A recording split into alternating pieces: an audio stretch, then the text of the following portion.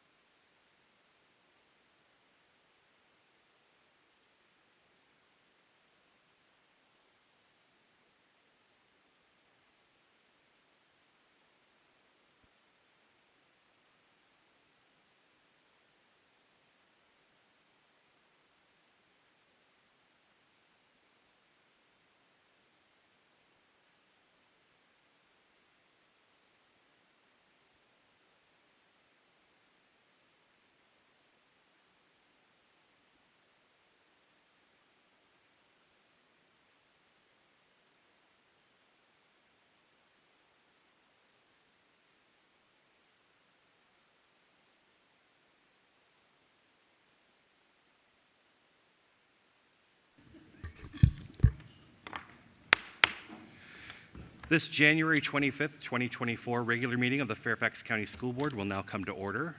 Please stand for the Pledge of Allegiance, followed by a moment of silence and a performance of the national anthem by the Aldrin Elementary School Chorus under the direction of Becky Sowers and Lee Marie Peterson.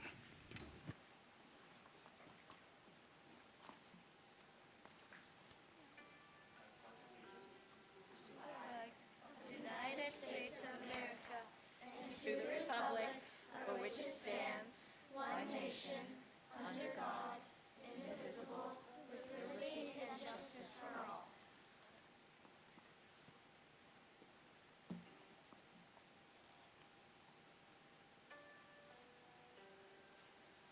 Oh, say, can you see by the dawn's early light what so proudly we hailed at the twilight's last gleaming, whose broad stripes and bright stars through the perilous fight o'er the ramparts we watched were so gallantly streaming, and the rockets spread glare, the bombs bursting in air, gave proof through the night that our flag was still there.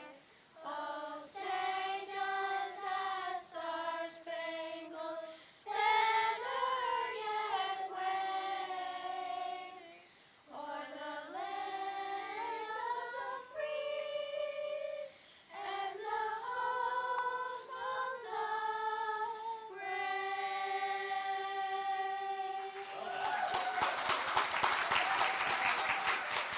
Take a bow.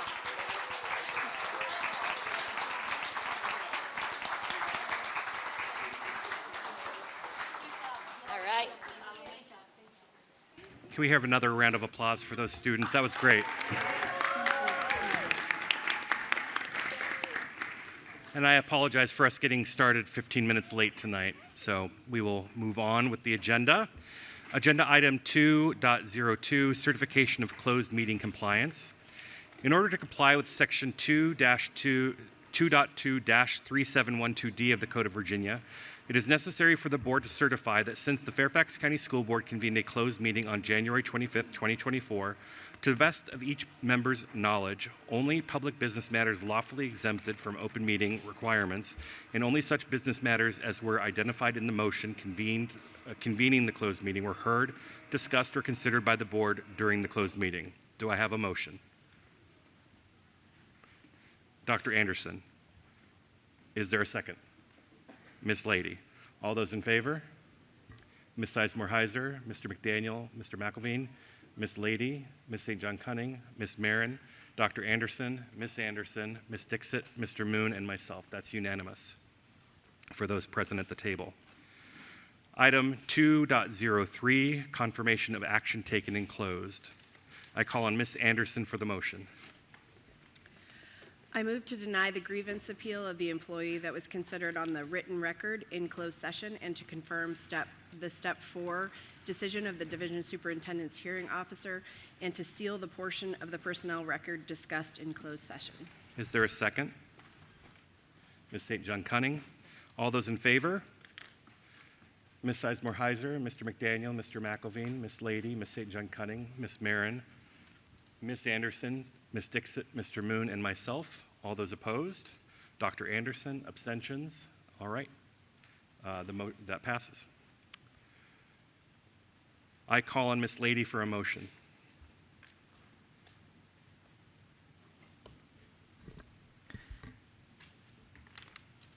I move to deny the school reassignment appeal of a student who assaulted a staff member at school and to confirm the disciplinary decision of the division superintendent.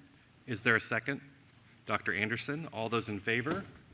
Ms. Sizemore-Heiser, Mr. McDaniel, Mr. McElveen, Ms. Lady, Ms. St. John Cunning, Ms. Marin, Dr. Anderson, Ms. Anderson, Ms. Dixit, Mr. Moon, and myself. That is unanimous for those present. I call on Ms. Dixit for a motion. I move the board authorize legal counsel to settle the matter discussed in closed session according to the terms and conditions covered in closed session.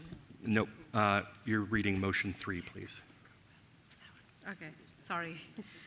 I move to grant the school reassignment appeal of a student who assaulted a staff member at school and to overturn the discipline decision of the division superintendent. Is there a second? Ms. Marin? Second. Sorry, Ms. Sizemore-Heiser. I forgot. Yes. All those in favor? Ms. Sizemore-Heiser, Mr. McDaniel, Ms. Marin, Ms. Anderson, Ms. Dixit, and myself. All those opposed? Mr. McElveen, Ms. Lady, Ms. St. John Cunning, Dr. Anderson, and Mr. Moon. The motion passes. All right. I call on Ms. Anderson for a motion.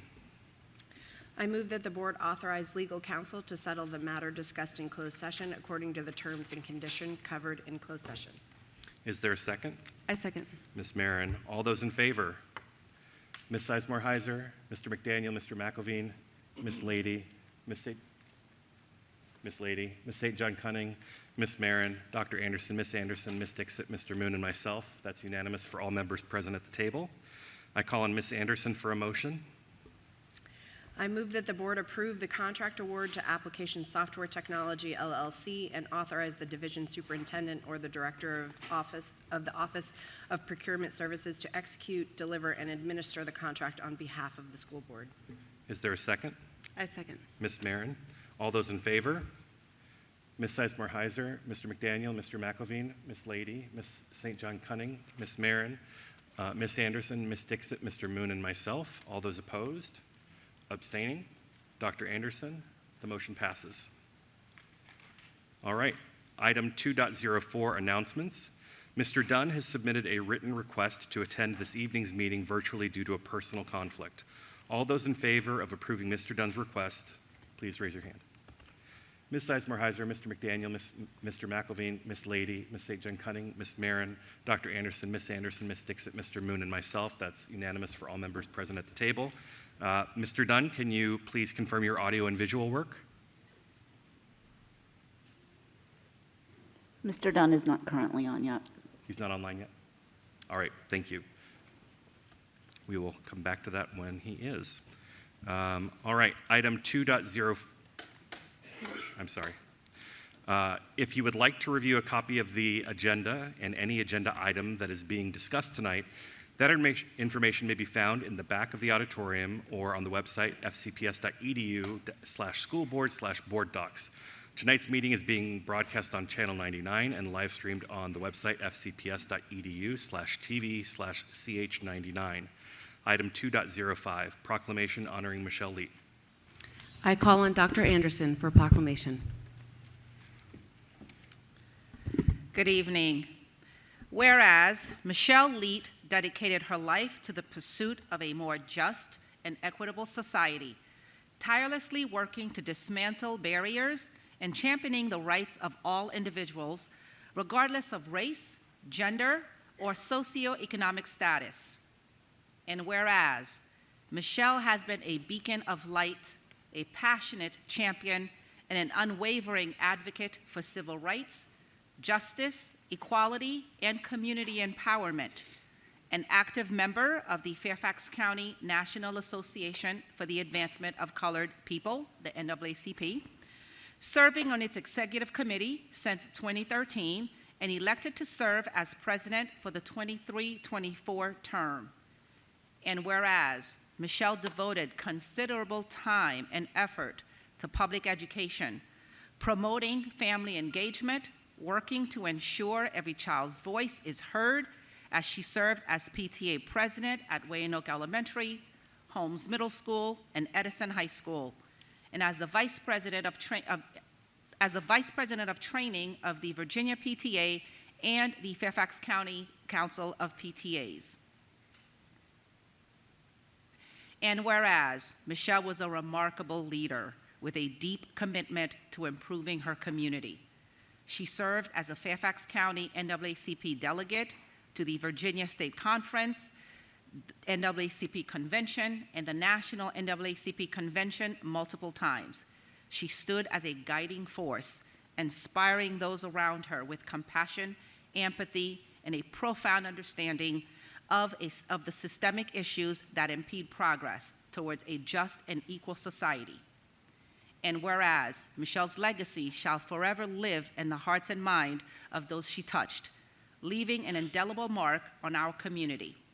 Now therefore be it resolved that the Fairfax County School Board mourns the loss of a true champion, celebrates the extraordinary life of Michelle Leet, and commits to carrying forward her vision of a world where civil rights, justice, and equality are not mere aspirations, but lived realities for all. Is there a second? I second. Dr. Anderson, would you like to speak to your proclamation? Yes, I would. Michelle Leet's recent and sudden passing left a gaping hole, not only in the lives of her family, who are with us this evening, but in the Fairfax County community. As you heard from the proclamation, Michelle was involved in many aspects of our county. She was an incredible leader, which was evident in our schools. She served in the PTAs of each of the schools attended by her children. She was a PTA president of Wayanoke, of Holmes, and of Edison High School. Michelle served as the FCC PTA secretary from 2014 to 2016. She served as VP of training from 2016 to 2020. She served as VP of communications from 2020 to 2022. And she served as the SCIP liaison from 2020 to 2022. Michelle served the Nova District PTA on its nominating committee from 2015 to 2016.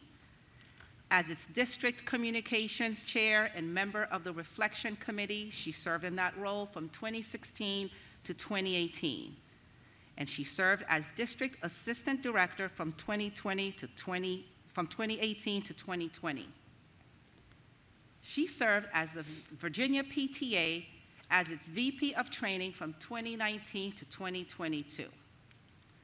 Recently, I learned that Michelle has served as president of 3 different organizations simultaneously, which spoke to her strong capacity for work at a high level and underscores her impressive organizational skills, one that very few possess. Michelle served as president of Jack and Jill of America, which is an organization committed to the development of youth leadership skills in the African American community. Michelle's most prominent and public-facing leadership role in Fairfax County was her service as the president of the NAACP, a tenure which was prematurely and abruptly ended by her passing. I hope you are counting the number of times that I used the terms served or service. And no, it's not because I don't own or know how to use a thesaurus. It's because service was exemplified in the life of Michelle Leet.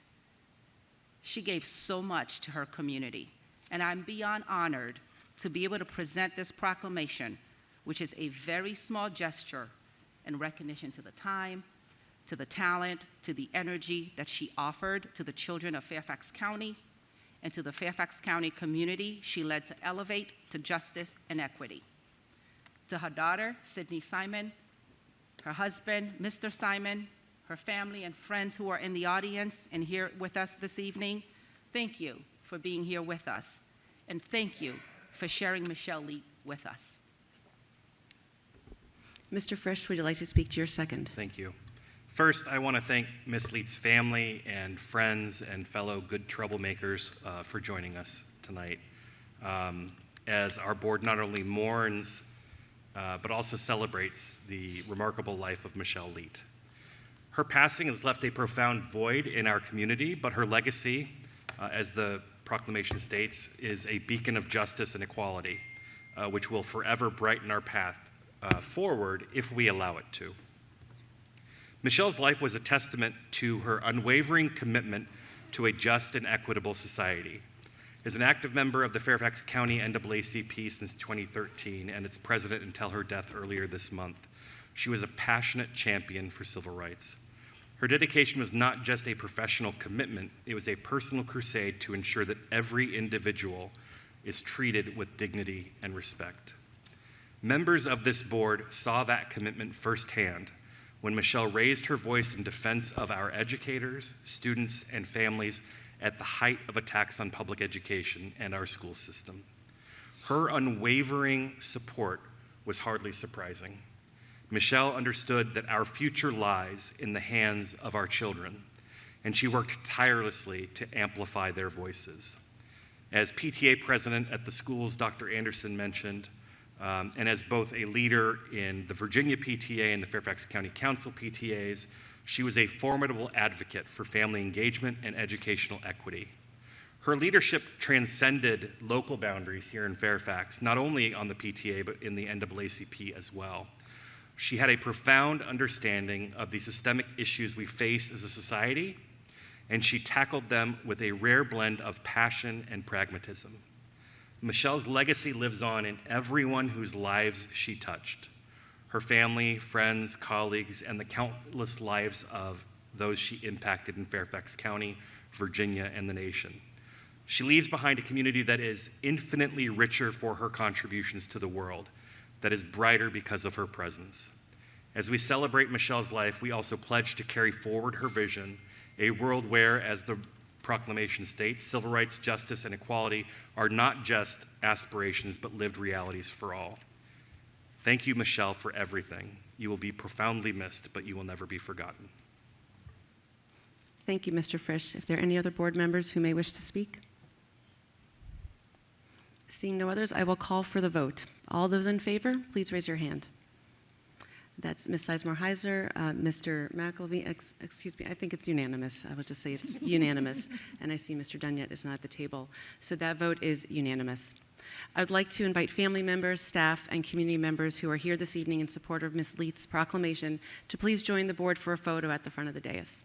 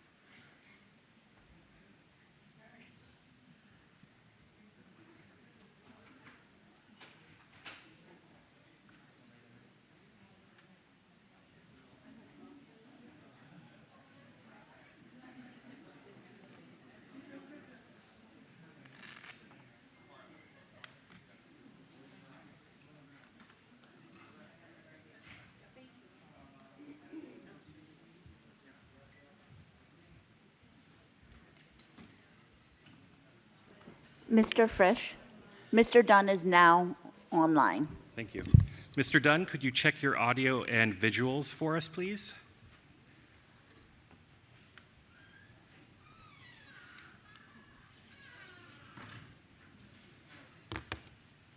I know sometimes this can be difficult. We'll try him again soon. All right. Item 3.01, community participation. The next order of business is community participation. We welcome all community members who are here and those who signed up to speak this evening. Community members can sign up to provide comments at school board regular business meetings and public hearings on the school board's website. At regular business meetings, speakers may address any school-related issue except those that have been scheduled for public hearings, such as the capital improvement program, budget, and boundaries. Comments targeting, criticizing, or attacking individual students are not permitted during public meetings. Complaints regarding school-based employees should be directed to the appropriate school principal or other school officials. Speakers should not use personally identifiable information in connection with an individual student or school-based employee. Additionally, speakers should be respectful and observe proper decorum in their statements, avoiding profanity, inappropriate gestures, shouting, and comments that run counter to the spirit and letter of the school division's non-discrimination policy, which protects students and staff from discrimination based on race, age, color, sex, sexual orientation, gender identity, religion, national origin, marital status, and disability. Speakers must limit their remarks to no more than 2 minutes. Direct their comments to the school board and should remain at the podium until concluding their remarks. Additionally, only the speakers may stand at the podium. They may not be joined by others. Speaker substitutions are not permitted. A speaker may not yield their time to another individual. At the conclusion of 2 minutes, the microphone or video will be turned off. School board members will be listening but not responding. We ask audience members to be respectful of one another. Shouting and outbursts will not be tolerated. Audience members should hold their applause until the conclusion of a speaker's remarks and remain at their seats, including when video recording or taking photos. We are grateful to those who have come here to speak to us today, and thank you for your cooperation. Madam Clerk, please call the first speaker. Becky Sowers.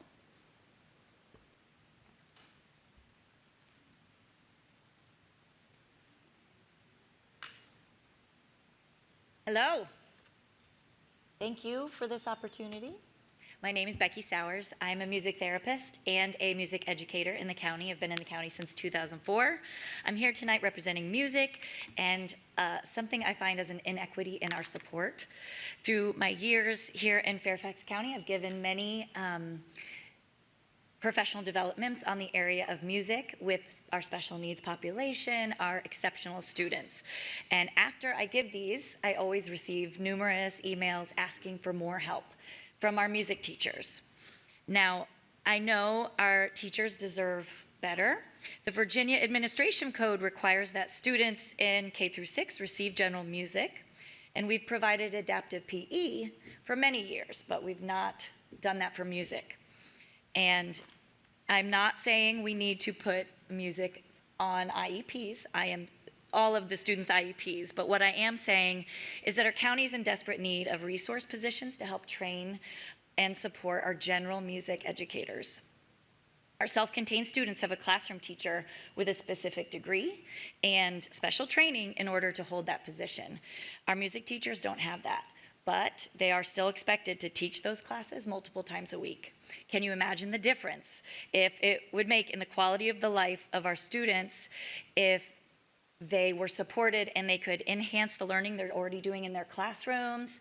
They could find ways that only music can reach certain areas. I know a goal of Dr. Reed's is to keep our best teachers here in Fairfax County, and our music teachers are some of the best, but some of the comments I've received have been, I don't know, I feel lost, and I'm thinking of career switching. So in order to keep these best teachers, I'm asking to consider a position as resource for music and special education. And that's it. Thank you. Jenna White.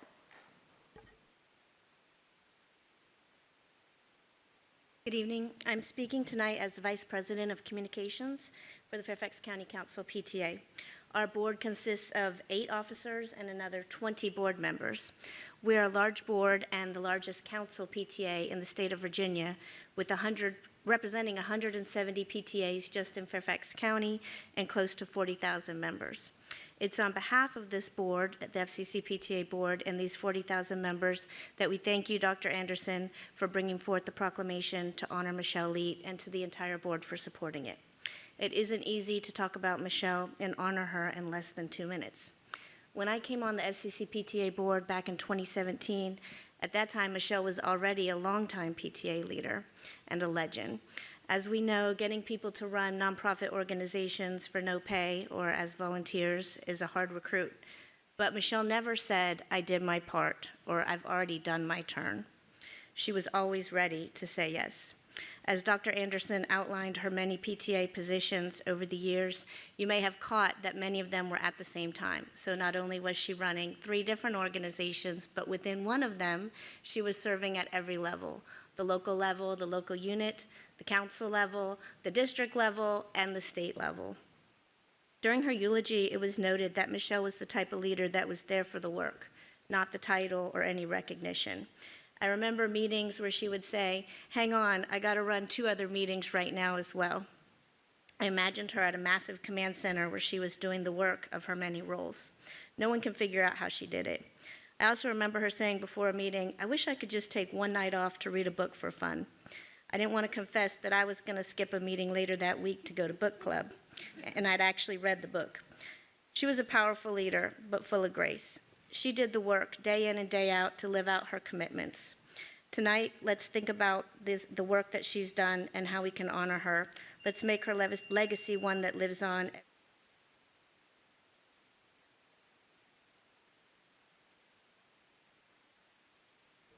Elizabeth Shaland.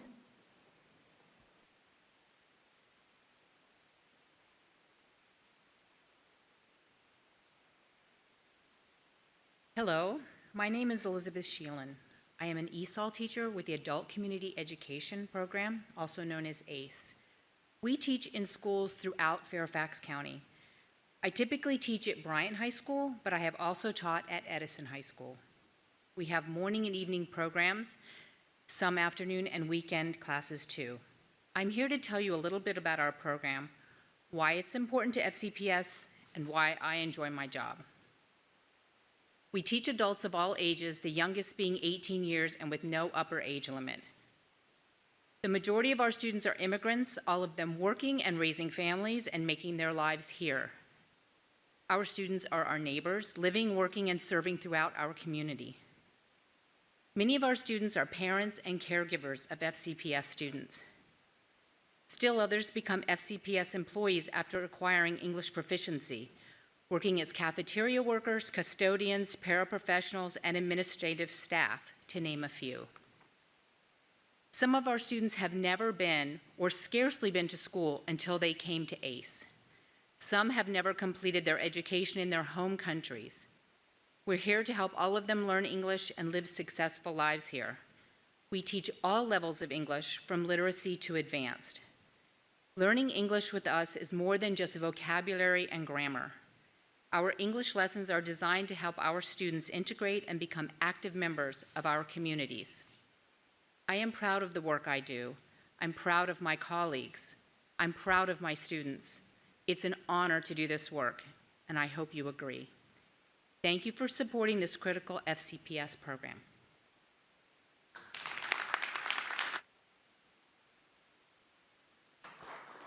George Becerra.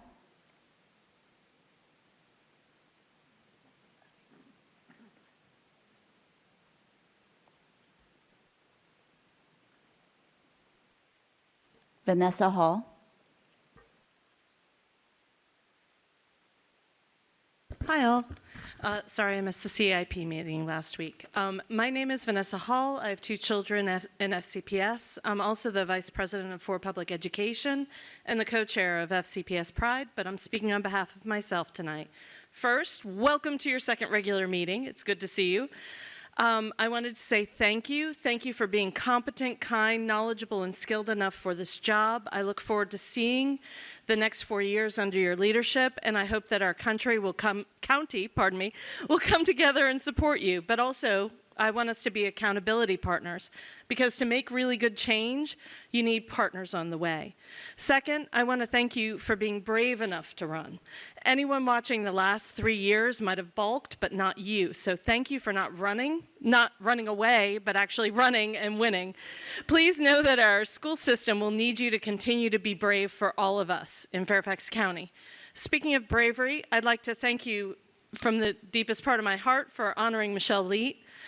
Michelle Leet was known to so many of us as a fiercely brave woman who fought cancer as hard as she fought segregationists. And yes, she fought segregationists in this century, and if you don't believe me, read the article about her in The Root. It's a game changer, and it makes you really understand a lot of things. As you say, she was a champion for civil rights. I'm deeply saddened by her passing, yet I'm proud to have heard her speak and watch her in action in the NAACP and our community. She fought for every single child and adult in this county as hard as she would fight for her own family. And my heart truly breaks for her family to lose her so soon. Those of us who care about our public schools, families, educators, and students should take a page from her book to give back to the community and fight for civil rights and human rights for every single person, so that each person knows they're valued and valuable, so that they can be their authentic selves while they forge authentic and critical change in our schools. Thank you.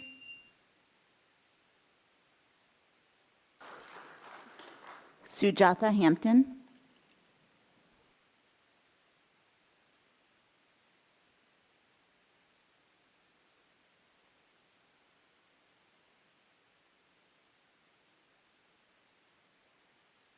Good evening, everyone. I did not come prepared to speak. I wasn't planning to speak, but then people asked me to, and so here I am. So allow me to just do my best here. First, I want to say hello to all of you. I am the Vice President of the Fairfax County NAACP and the current Education Chair.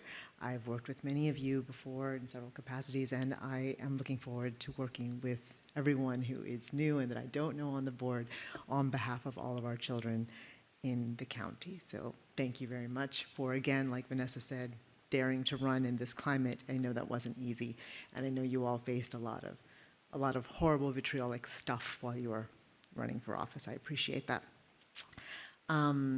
Second, I do want to thank you and thank Ms. Anderson or Dr. Anderson rather, for the proclamation in honor of our dear Michelle Leet. She really was one of a kind, rare, as you've heard everybody say. But I want to remind everyone that that particular meeting that I think Carl spoke to, where she stood out here in the rally and she missed a word, she misspoke, and for that, the way that she was lampooned, the way that she was, the racist death threats that came into the branch on the daily, many emails, phone calls, etc., and the bravery, and you know, I got very upset, you know, just saying, I'm so sorry that this happened to you. And she said, I have been through so much. I have had cancer. I have lost a child. I'm not worried about this. She was a very, very brave person. And I really thank you for honoring her. Not only her service, which was extraordinary, but truly a person. You just don't find people like that. I don't know what we're going to do. Honestly, I don't know how. She's very difficult to replace. And I wanted to thank you for doing that. And I'm almost out of time, but I think that suffices. Thank you so much. Bye.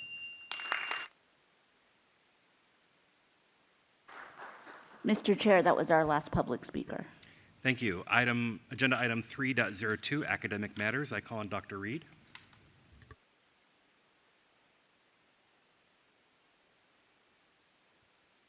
But before she gets to the microphone, I want to do a point of privilege here. Mr. Dunn, can you test your audio and visual?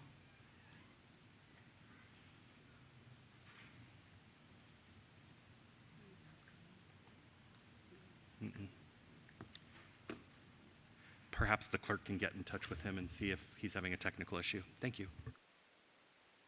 Go ahead, Dr. Reed. Thank you, Mr. Frisch.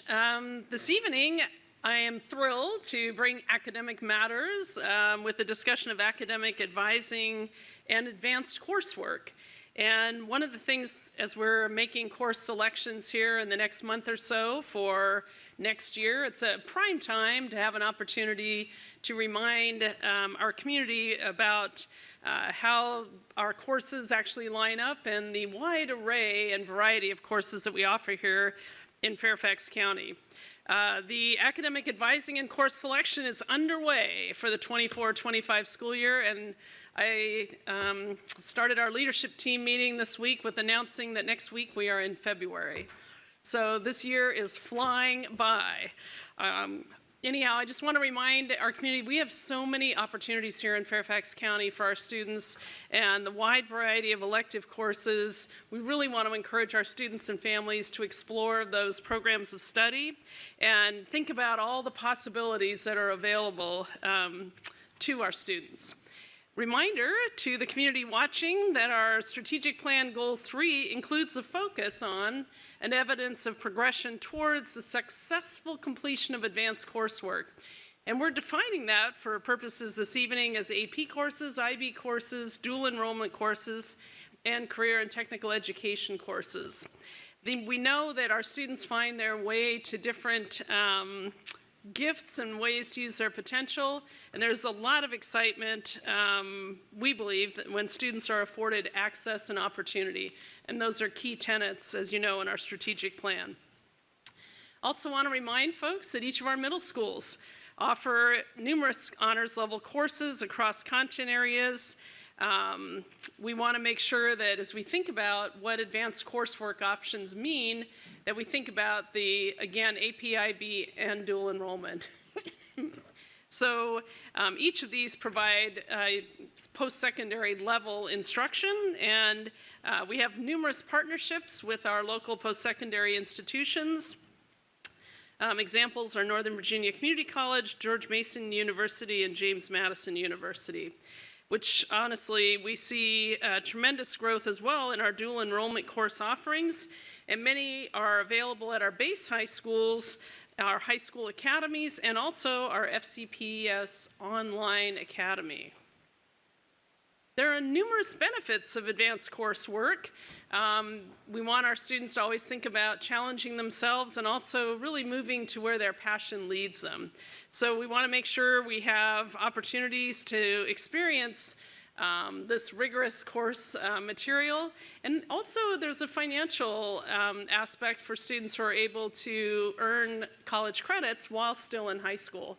And that's, I think, an exciting opportunity for our students, as well as our staff, to have the opportunity to be part of learning communities that are transitioning both K-12 and post-secondary.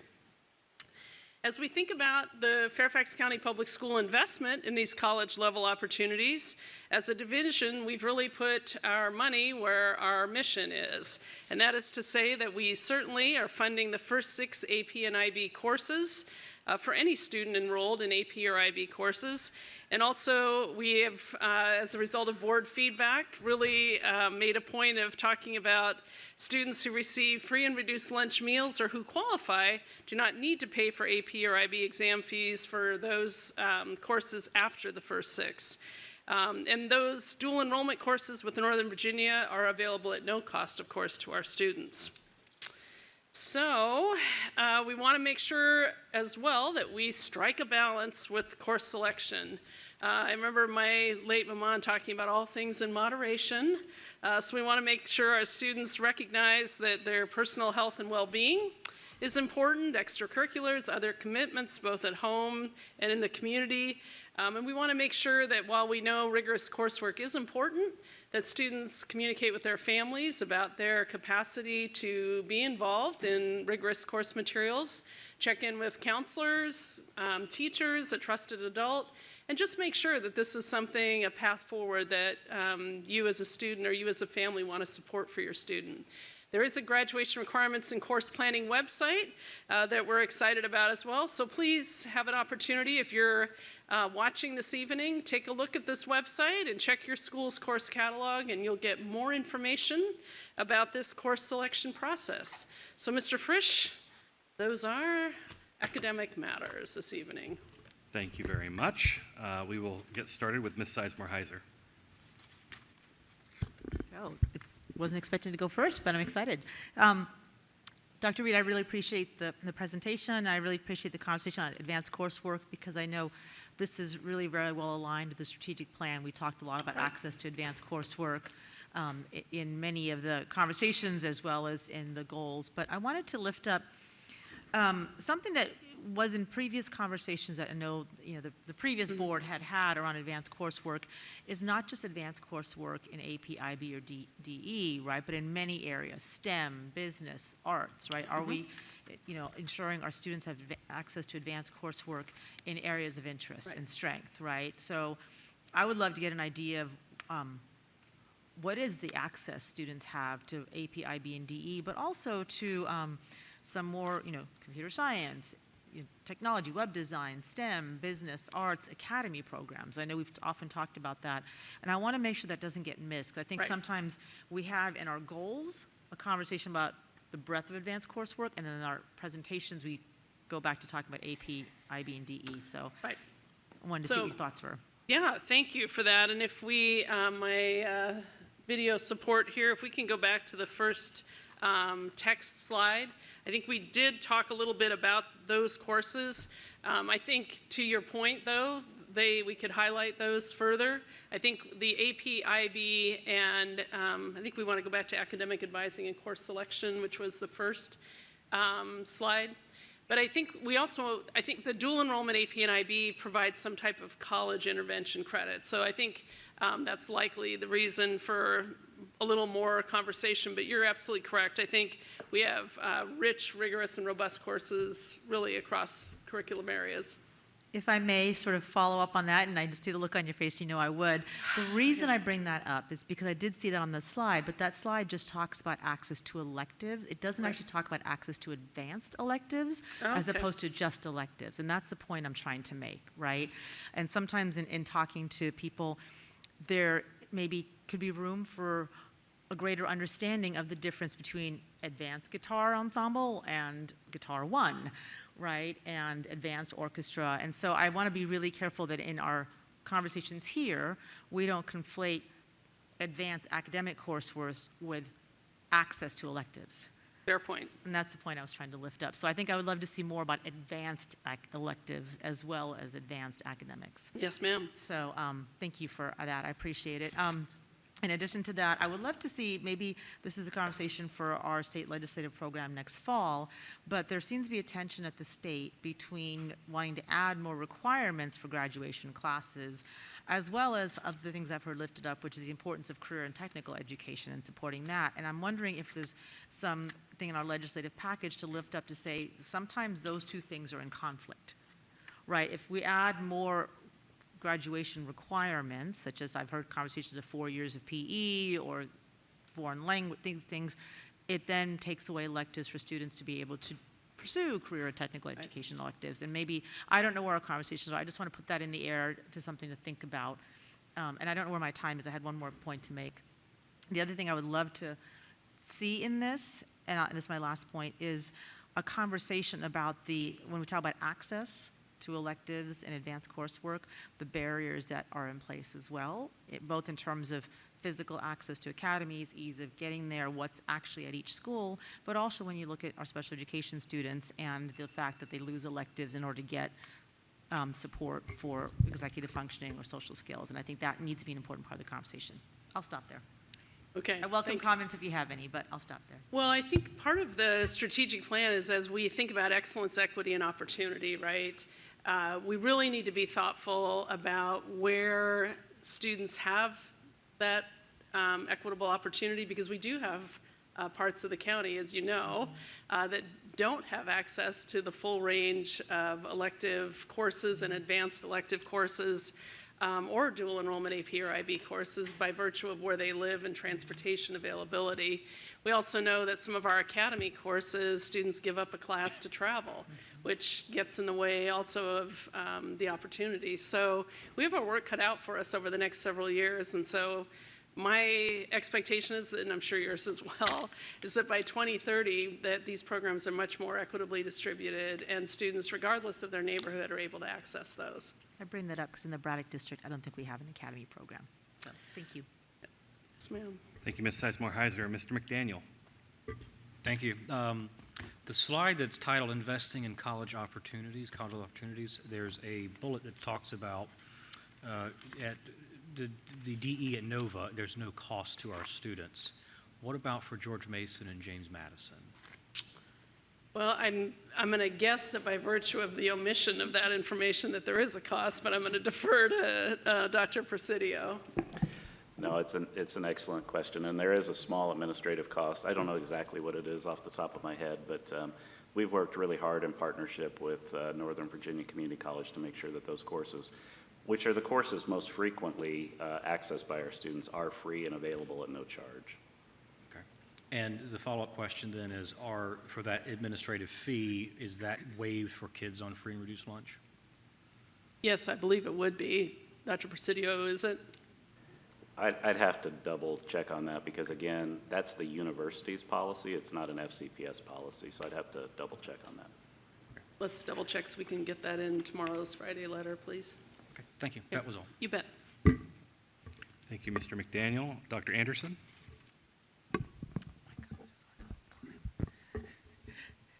This was on the whole time. Thank you.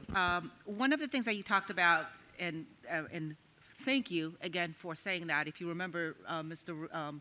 Frisch, when we went to Falls Church High School, that was one of the points that the students raised with us. And in turn, we raised it with Dr. Reed, and she was able to do something about that. So very appreciative. How does one go about accessing that resource? Because what I would not want to see as the plan is for that student who's on free and reduced lunch to go to the counselor and say, hey, I'm on free and reduced lunch. Can I get the 7th exam? Because one, our students are not going to do that. And two, it's just probably not the most dignified process. What's the plan for the access for our students who want to take advantage of this? So I will defer to Dr. Presidio in terms of for the beyond 6 AP or IB exams that we are committed to paying for. We've indicated that our students on free and reduced lunch are able to access any further exams free. What is the process for accessing that? And if it's a process that we may need to work on, I'll commit to making sure we work on that. Yeah, the testing coordinators at the schools work with the students and families that need to have that additional financial support. We could provide a little bit more information since we're going to have some follow-ups in the Friday letter anyway about procedurally how that works. I'm so sorry. I kind of missed what you said. You said you'd provide some more. I said the testing coordinators at the schools are able to work with our students and families to make sure that the students have that access if they do qualify for it, and we could provide a little bit more details about the procedures on that in the Friday letter since we're going to have a few follow-ups. That would be very important to me because what I don't want is to have those students pretty much doing the Oliver Twist with the testing coordinators. Mm-hmm. You know, can they have another one? So thank you for that. The other question that I wanted to talk about, as our parents are watching and hopefully enjoying this meeting, can you talk a little bit in terms of what is the difference between AP and IB? Well, they're two separate programs. Advanced placement is run by the College Board, and you take a course, you can take, they're content-based essentially.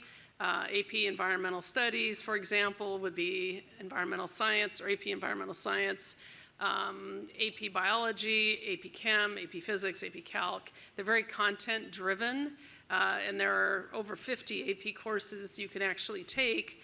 And most recently, AP has added a capstone project, actually for both academic and CTE. I don't know if we're offering the CTE capstone. We are, it looks like. Whereas IB courses in general lead to an IB diploma, so it's more of a holistic program approach. But they both involve external scored exams, which are not scored by staff within our school. So they're external standards and external syllabus, which are then really calibrated externally. So our students get scored on an external rating scale, whereas dual enrollment is taught and scored by our staff within the classrooms here. So those are kind of the differences. But essentially, AP is designed to simulate post-secondary level or quality work, as is IB and dual enrollment. They have those goals in common. Thank you. The reason why I ask this is I happen to be in the Mason district where we have both offerings, and parents are always wanting to have an understanding of, well, which is better, which is more beneficial to my child. So I don't know that I could say better, that anyone, it's kind of like asking a mom, do you know which is your favorite child? There's never a good answer to that question. No, there is not.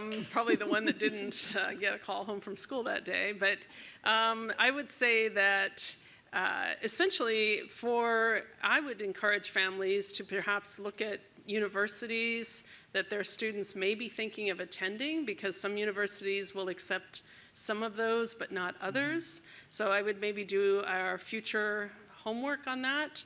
I think that some coursework is, how do I say, IB is probably more holistic, whereas AP maybe is a broader breadth of content that's taught in a very accelerated amount of time.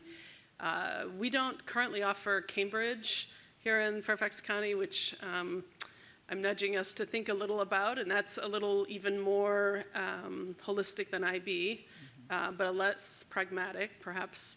And then dual enrollment is often very course by course. It doesn't lead to a particular capstone program, whereas IB leads to an IB diploma potentially, or AP just is really content driven. AP Music Theory is a fabulous class, AP Psychology. It's just, there are a lot of differences, and I think it's really your child's personality and drive for those particular courses. Thank you. One of the things that I encounter very often as parents maybe get the information a bit later in their children's high school career, where it's really too late to engage in one of these programs because they finally have learned that there's some benefits to university, et cetera. How do we ensure that parents know early enough, that parent education piece? Because we have some parents who've gone to school here and they know the system, but I also represent many parents who do not. How do we help them early on so that they could plan out the 4 years before it's too late? Can you speak to what is available for our parents currently? Well, I assume we're doing college and career readiness evenings. We have a website link that was included in the presentation. Having said all that, and I'll have Dr. Presidio respond in a minute here, this week I met with my Student Advisory Council, Superintendent Advisory Council, which is students from around the division. And one of the projects they're working on, and one of the asks they had of me, was making sure that we talked about the importance of career-driven courses much younger than we do, which sort of dovetails with what you're saying. They will actually want it to begin in elementary school because they feel like there are important topics and important information that would be helpful for them even as they think about electives in middle school.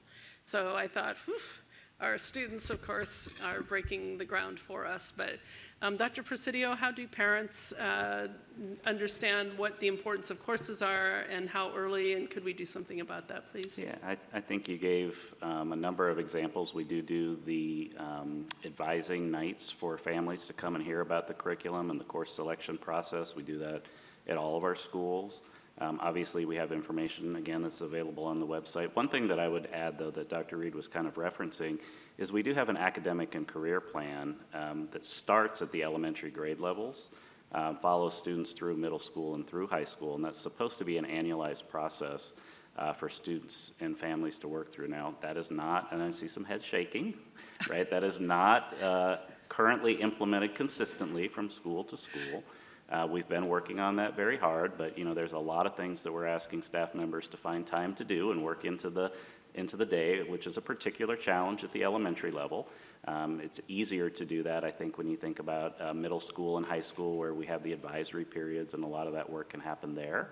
But we're definitely have the infrastructure to do that, and we do have that underway and in place, but we just need to continue to make sure that we can support schools with doing that consistently. So we've got some ideas about how to do that better, We've got more work to do, and we're certainly open to any new ideas that the community might have about how we can support parents' understanding better. Thank you, Dr. Anderson. From this point, I have no idea who's next because every light turned on. So I'm going to go back and forth. Ms. Dixit. Dr. Reed, thank you, Mr. Chair, Dr. Reed. I have many topics here. First starts with the middle school.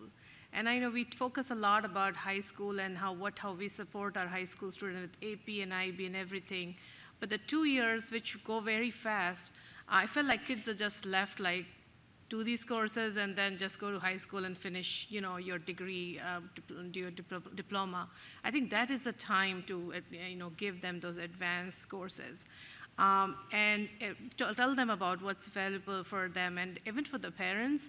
Like I remember doing those, PTA, not PTA, parents teachers meeting at the elementary school level, but it kind of stopped after that, after 6th grade. It's like your kids you just get the grading of and I understand that school's trying to get these students to be independent, but they're really not thinking about what courses they should take in high school and college and the path forward. So engaging parents, doing those parent-teachers meeting, I think that's the way we have to take those parents into conversations, because like some parents are very involved. They will do that for their kids, and they'll do all the research available in the world, but there are parents who just don't know, and they're struggling to make a wage, and they don't know how to help their students. That's one of my concerns. Yeah, thank you. So I think maybe a renewed focus, I think as Dr. Anderson said as well, at that middle school years is important. I would agree. So the second part would be, again, that there's a lot of pathways, and I know dual enrollment is a huge success. A lot of students do that in high school. There are GMU classes available for high school students. They do it in the school, in the high school itself. But if the schools has there's no more course left, those students are asked to go to GMU as a non-degree student, which is a cost of almost $2,000 for one course. And that's substantial. Some people can afford it, some can't.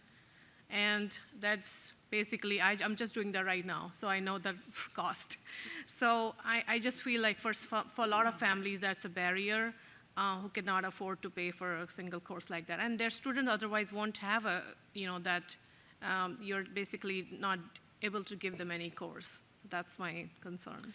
That's my concern as well. Are we talking about a mathematics course?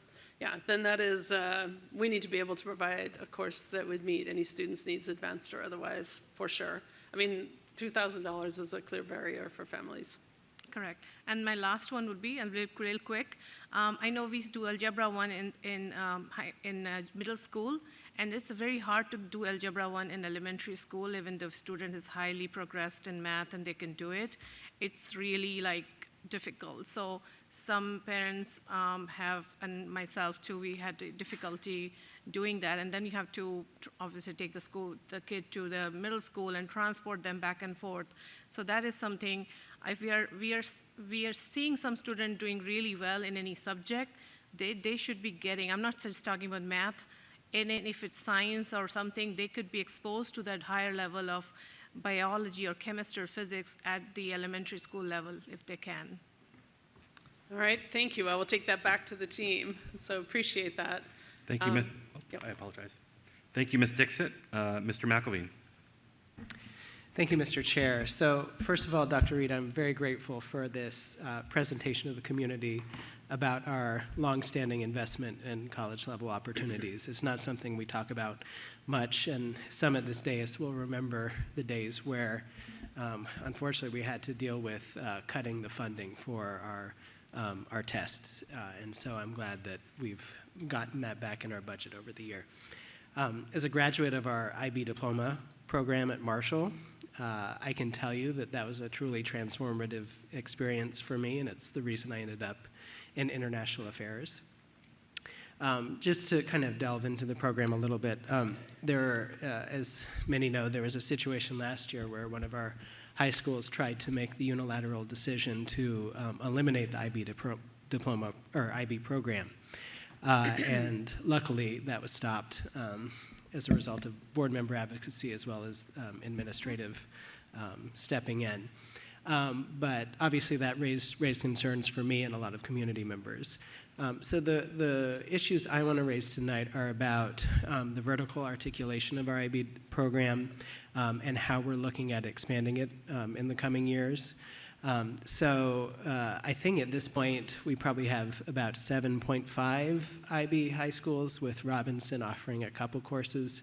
That would be the 0.5. But can you give us a sense of how we are doing in terms of our vertical articulation in general with PYP, MYP, and onto the high school programs, and how we are looking at expanding those going forward?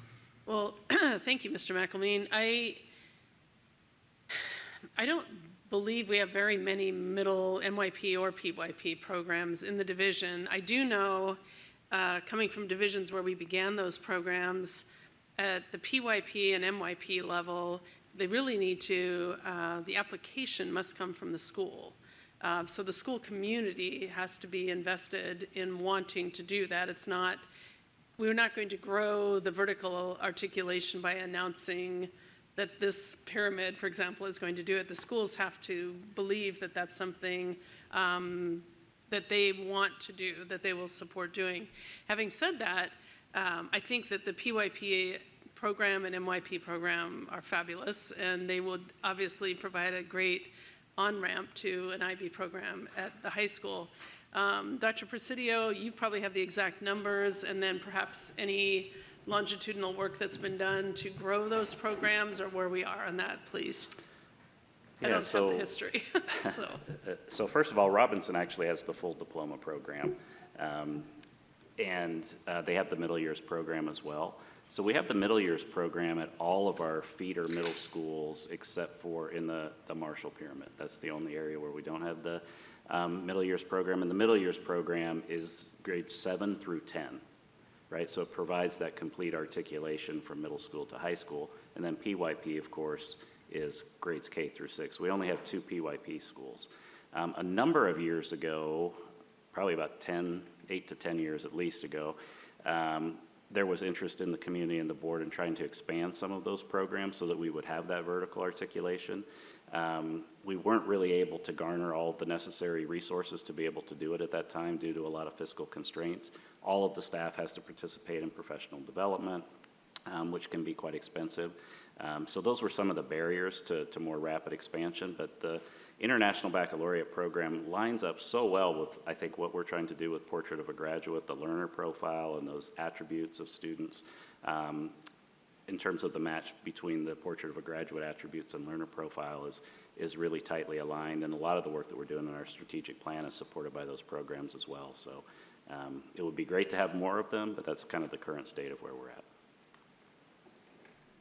Well, great. Well, I would just let the administration know that you have a very strong advocate here for expanding those. I know it'll take resources, and these programs are expensive, but hopefully now that the IB organization has moved to Wisconsin Avenue, it won't be as expensive to send people around the world for professional development. Thanks. Yep, yes, sir. Thank you, Mr. McElveen. Mr. Moon? Thank you, Mr. Chairman. Thank you for the presentation. I'm very happy to see that we are discussing academic matters at the regular meeting to this extent. Glad to be part of that. And I have just a few questions to ask, starting with graduation requirements as related to hoping to provide more options for electives to our students. Is there a difference between state graduation requirements with hours in any fashion, whether we have added more for, I think I know what the answer is, but for the public? Yes, we have added more. So that is within our own discretions to perhaps if we reduce certain requirements per our own standard, we could provide our students more opportunities to take more electives, correct? I think that we have had that conversation. There are a couple content areas where we are requiring a bit more, but perhaps you could elaborate, Dr. Presidio. No, we don't actually have a larger number of credit requirements. I think what actually happens is... Identification of them. What's that? Go ahead. No, go ahead. Well, I was thinking of it's the identification. I think it was social studies. There was something where we had maybe not more requirements, but the defining or direction for certain courses that kind of leave out others. But I might have misunderstood that when it was explained to me. Yeah, we definitely go above and beyond the state standards of learning requirements in terms of what's embedded in our curriculum. I think the major difference is between the standard diploma and the advanced studies diploma.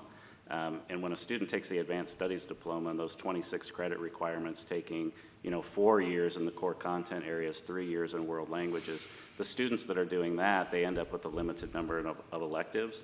And we have about 67% of our students, I think, division-wide pursuing the advanced studies diploma. So that's where I think that crunch for elective time is probably the most profound. Okay, thank you. As to AP, IB exam fees, beyond first to sixth for students in poverty, would you be able to tell us a number of students that get taking the benefits of this, offer, this, benefit we are providing? We'll try to include some of that more precise in the Friday letter.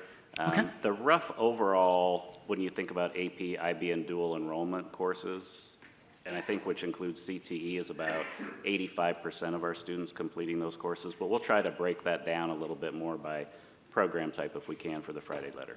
And what are the exam fees like, amount-wise? AP, IB exam fees? What's the cost of those? They vary a little bit between AP and IB. I think they're still under $100, but they're getting more and more expensive all the time, and that's per exam. Because I assume that it is more upper grade, upper class students taking AP and IB exams as opposed to freshmen or sophomores. It's more juniors and seniors will take AP and IB. And when you take up to 6, cost adds up, especially for those students in poverty. Yeah, absolutely. So the predominant number of students taking those courses are at the junior, senior level, but we do have AP, IB courses with the associated exams that students can access at 10th grade, and even in 9th grade in some special circumstances, but mostly 11th and 12th grade. I'll probably send this one in as a budget question, but I would want to know if you reduce that to the threshold to 5 and 4, and what the budgetary impacts would be for us. Yeah, we can do a lot more fiscal analysis on that for the board, for sure. Okay, the next one has to do with a prerequisites for the AP world languages. Are we requiring 4 years of world languages before we get to AP? So is your question about how many years of language do you need to have before you can access the AP or the IB? So I think the answer on that is it depends a little bit in terms of what that course sequence looks like. If the student starts in middle school, then it's quite easy for them to get to level 4 as a sophomore or a junior and then get to those AP classes. If they don't start with the language at the middle school level, they start with level 1 as a freshman, it's harder to get to the AP or the IB level. But we have the opportunity for students to kind of move from level 3 to AP or IB in those instances if they think that that's going to be the best match for them in terms of what their academic goals are. So it's really an individual student choice. We're not prohibiting students from being able to do that, but you do have to be pretty advanced to skip that level from level 3 to AP or IB. But that will be up to the individual student's ability and their choice if they want to do after level 3, if they want to go to AP. Correct. A world language. We do not prohibit by our own regulations, students from, because I heard something otherwise from the community members. That is why I am bringing this one up to your attention. Yeah. Whether there's misinformation is out there or we are changing the opportunity that our students will have after level 3? Yeah, I think I was just conferring with Noelle, our Assistant Superintendent of Instruction, and she was just reminding me that there were some questions and confusions, I think, in a couple of our school communities about that. And we have provided a guidance restating what I just said in terms of having the student and the family be able to make that determination to go from level 3 to AP. Or IP. Would you be able to provide this in writing to board members? So Yeah, that we'll try to include that in the Friday letter as well. Thank you. Thank you, Mr. Moon. Ms. Lady. Thank you, Mr. Frisch. So a couple things. First of all, thank you for this presentation. It's near and dear to my heart as a former director of student services. I'm going to try to address a couple things. Most importantly, I think it needs to be shared that we are not able to do this with the fidelity that we were able to do it years ago because our school counselors are very encumbered doing social work. And I say that just because it's what they're doing. They don't have the time to do college academic advising like they used to, and we need to get back to that. We have a college-going culture. We have unique pathways. I would add that we have everything is an elective in our course catalog except for something required for graduation. So, and it's endless. The opportunities are endless.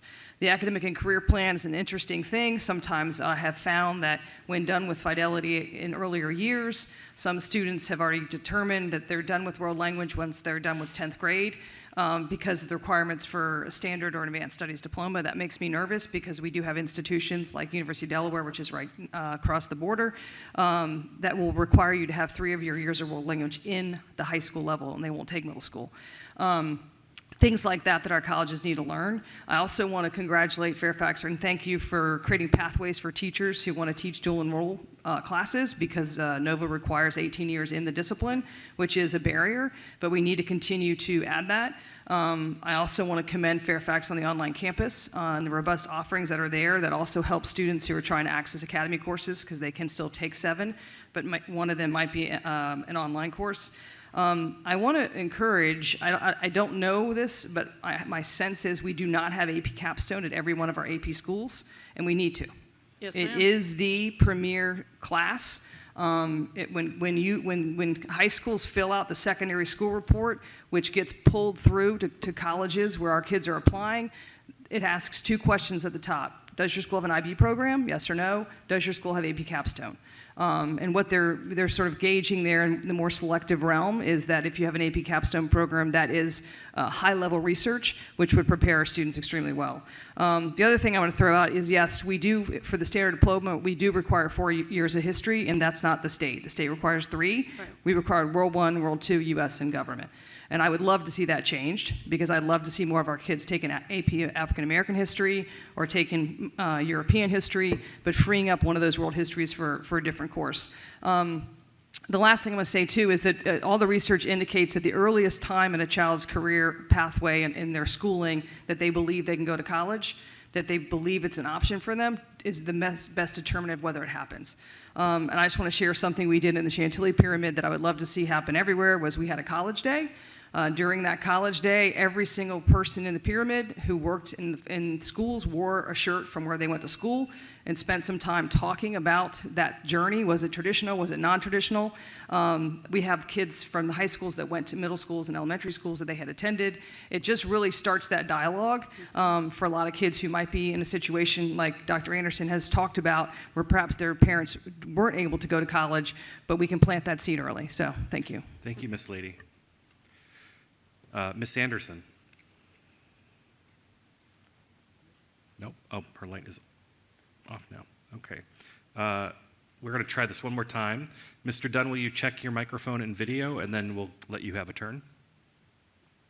Yes, I am here. Okay, and go can ahead. You hear me?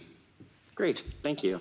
I'd like to commend the superintendent for this great presentation.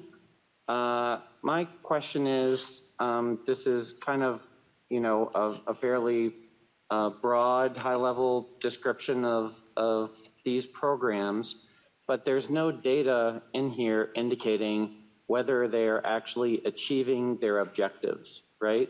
And I'd like to understand, has there been any evaluation in recent years of the suite of programs, the slides aren't numbered, but the one where it denotes honors, AP, IB, DE.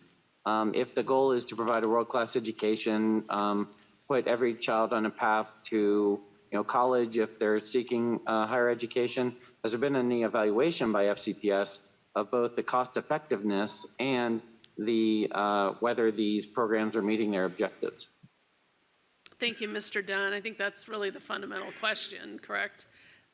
One of the things we're going to be working on with more intensity this year and in the coming years as we have more accountability for our new strategic plan is looking at the clearinghouse data, which actually examines where do our graduates go when they leave us in Fairfax County. In other words, the 2 years, 4 years, 6 years, 8 years out, are they persisting in their trade school or their university or whatever they've chosen to do? And that's data that we need to make, I think, more transparent to our board and our community. So that's going to give us some real, I think, critical data on the effectiveness of all of our course-taking patterns. We're also going to be taking a much tighter look at course-taking patterns and where they lead in terms of where students actually register or what they actually do when they leave us. So the other data we do look at, I know, I'm sure, in Dr. Presidio's department, is our pass rates for our AP and IB exams. It's very important to do. It's not just enough that we have many students taking the exams, but we want to see how well they're doing. We know that minimally you have to have a 3, and most universities a 4 or 5 to make those AP credits portable. As well as IB course passing rates, right? So I think you're raising some good issues. And as we present further goal reports, we'll see that data broken out much more. So thank you for the question. Thank you for your answer. When I look at 4 programs, I'm reminded of the expression, a jack of all trades, master of none. I have seen in honors courses that my children have taken, and I've heard from other parents that, honors is usually very similar to the general education curriculum. And so there seems to be a lot of overlap there. And so if we're going to have an honors program, I think it's important for it to be more differentiated. In terms of evaluation, I think it's not just important to look at passage rates on AP exams and IP exams, but whether consistent with the strategic plan, consistent with Portrait of a Graduate, AP and IB is serving our purposes. There's a growing number of colleges declining to provide college credit for AP. The IB program within the US is not well developed, not well appreciated by most colleges. So dual enrollment, I'm a huge fan because that does give transferable credit. But I think there should be an evaluation of, whether these programs are fulfilling their objectives, or if we're doing lots of things because we've done lots of things in the past and we just feel like we should keep doing lots of things. The feedback I've received on the IB program, even though I'm a huge fan of the IB program, having grown up overseas, is that it's not well implemented within FCPS. I'd welcome my colleagues' feedback if they have different information.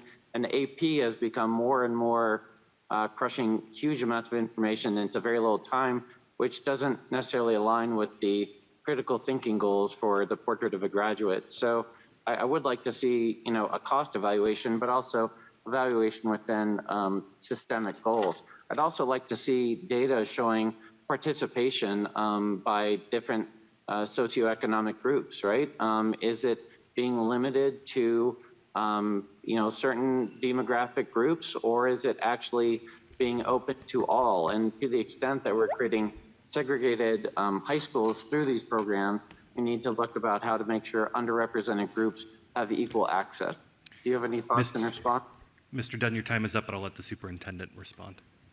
So I think those are all great questions, and I know staff are taking notes on those. And as we prepare our goal report that reflects on those, I believe that's goal 5, we'll have some data very specific, and we'll make sure we chart that. And if any other board members have questions to add to that, if you can get those to me sooner than later, we'll make sure our Goal 5 report has that analysis. Thank you, Mr. Dunn. Ms. St. John Cunning. Hi, thank you. Thank you, Dr. Reed, for your presentation. I also want to lift up programming that I feel is very valuable, not only because of the work I've done, but also because my children participated in it. And our language immersion programs are, I consider advanced programming for our kids.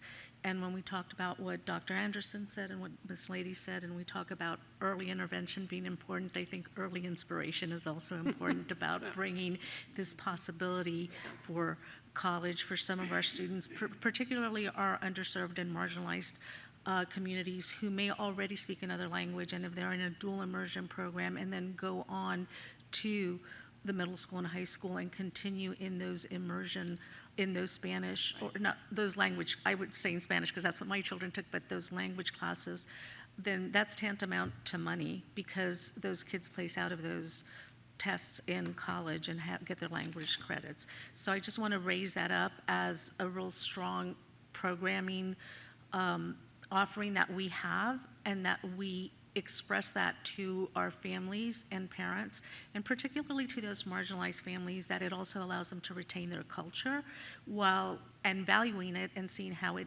can help their children enter into some of the advanced programming.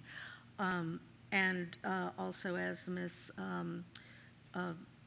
Sizemore, I think I've got it backwards there, but and I usually look at her nameplate, but what she said about also lifting up our career and technical education programming for a lot of our students, because I see a lot of success there. And so I really don't have a question. I just want to compliment that and say that we've got to start looking at that early inspiration for our kids so that they can see that if they take certain programs, it's going to help them get into their chosen path much easier.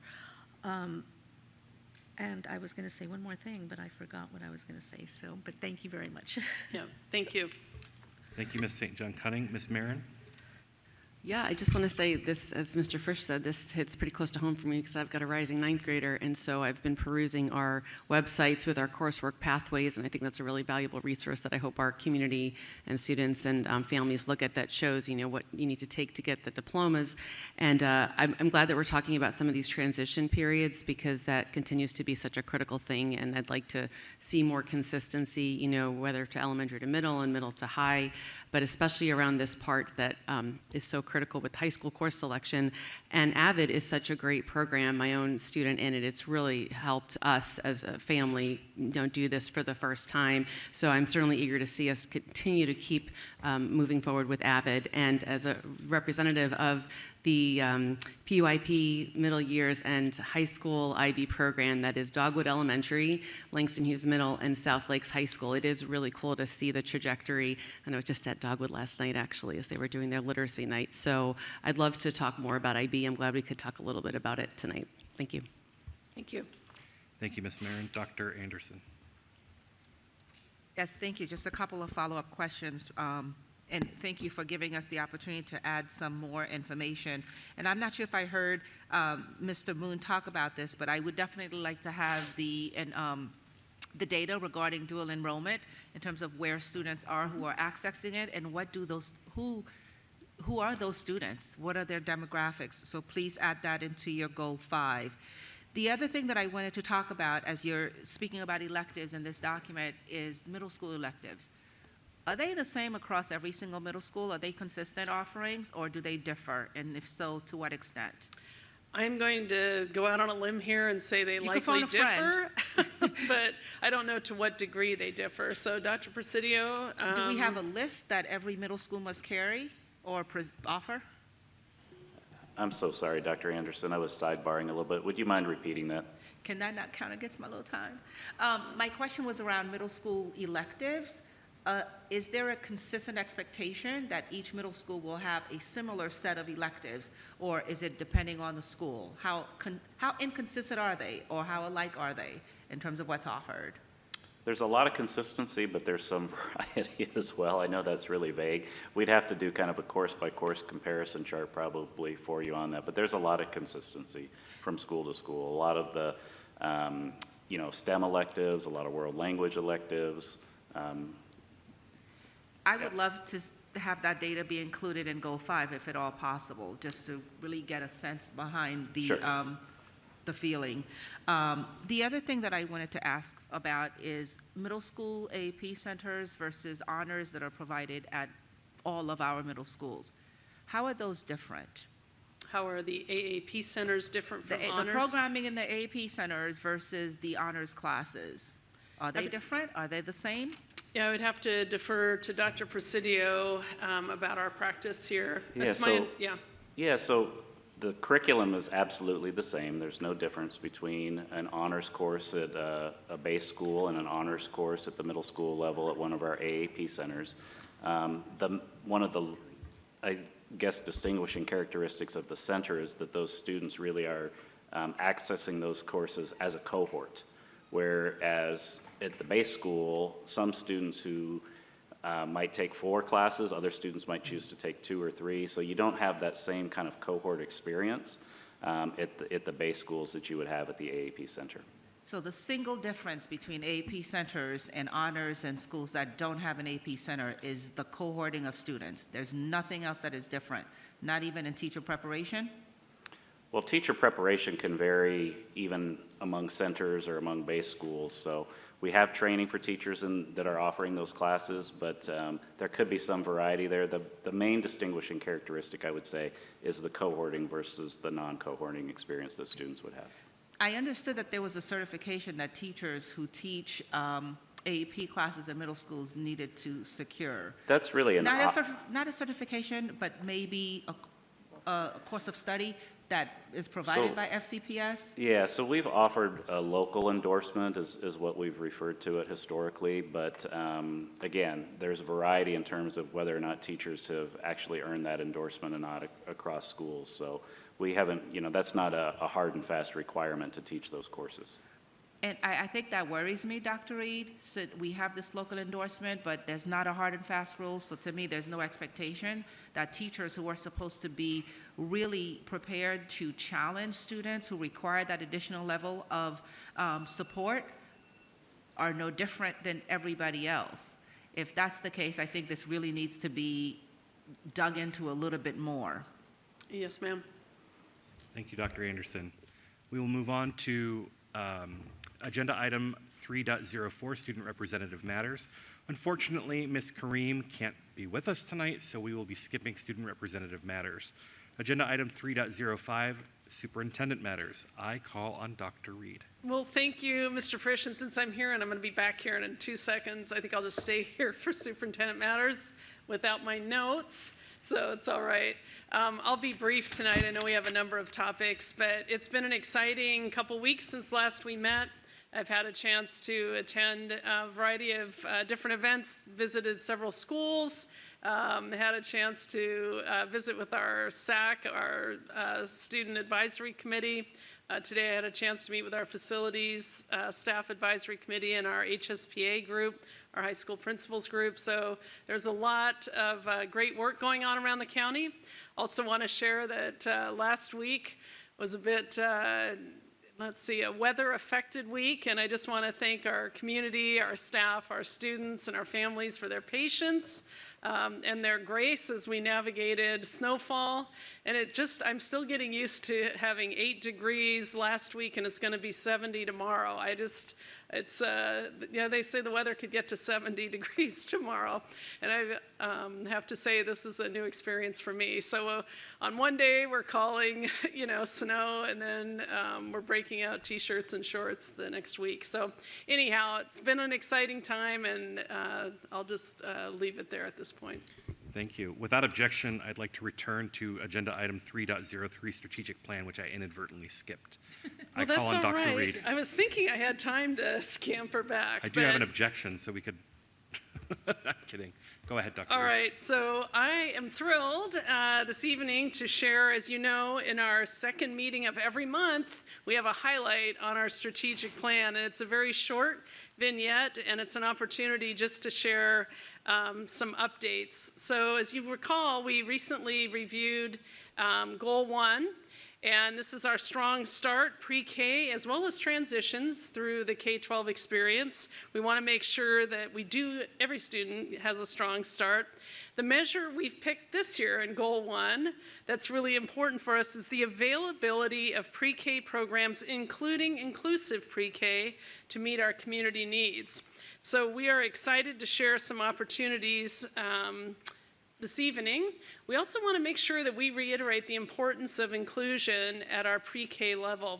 It was earlier last fall, we heard from a number of families about the importance of that, and honestly, the challenges that we've had here in the division in making sure we're providing inclusive preschool. So we are working on a plan that's a multi-year plan to make sure that we, as you see the bullet points there, that we are indeed making good on our promise to have a robust and high-quality inclusive preschool program. We know that working with typically developing peers as well as students who may have IEP needs, that those skills are so much more quickly learned at young ages. So we're excited, and research says that that's obviously the best way that we can program pre-K. I want to just remind the board and the community about the types of pre-K offering we traditionally have had here in Fairfax County, and also the current numbers that we have. And I think it is safe to say that we have a lot of room to improve our county's commitment to early childhood. We know last year that we were serving only 37% of our income-eligible preschool children across the county.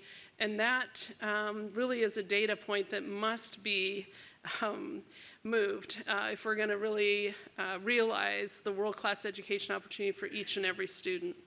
So we thought we'd also take you into an inclusive preschool class at Belvedere Elementary School so we can have an opportunity to see our young preschoolers in action. So let's go ahead and roll tape, please.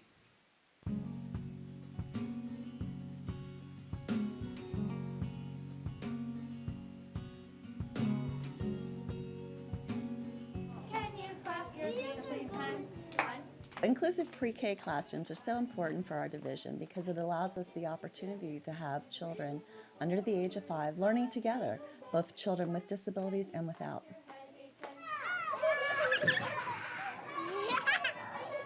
So right now we are offering a variety of community experiences for our children. We have inclusion in classrooms, we have inclusive opportunities throughout the day where children can come together to learn, and we are also offering community peer opportunities where we're inviting kids from the community to come into our classrooms. There are some interesting choices of things I thought lots of little people could do together. We plan weekly together to talk about the different learning experiences and what themes we're going to use. We, as a preschool team, work really hard to make sure that all students that are in these inclusion opportunities are really getting a chance to show and learn new skills, whether they're in the general education classroom or in the special education classroom. Good job! Everybody has strengths to contribute. Students with special needs have special needs in certain areas, and they have great, fantastic strengths in other areas. And so coming together and learning that together we are better, together we are stronger, and learning that from the very young age is a wonderful way to prepare for life. To give our children that opportunity in an early childhood classroom, it's exciting. It's important for our community. It's important for our children. Excellent. Equity and opportunity. So, our youngest will lead us, I think. I just want to say that we're not like 100% there in our program model planning yet, but we have a sincere, deep commitment to making sure that we have a world-class inclusive preschool program as we evolve over the next several years. We are finalizing our comprehensive pre-K inclusion plan. In fact, I have a draft on my desk that I'll be taking with me tomorrow to read. And we've also taken a look at the details. Our Virginia Department of Education, as well as the U.S. Department of Ed, and the Department of Health and Human Services have provided models. So we're looking at taking the best of those models and integrating those into a world-class model here, and those are several examples.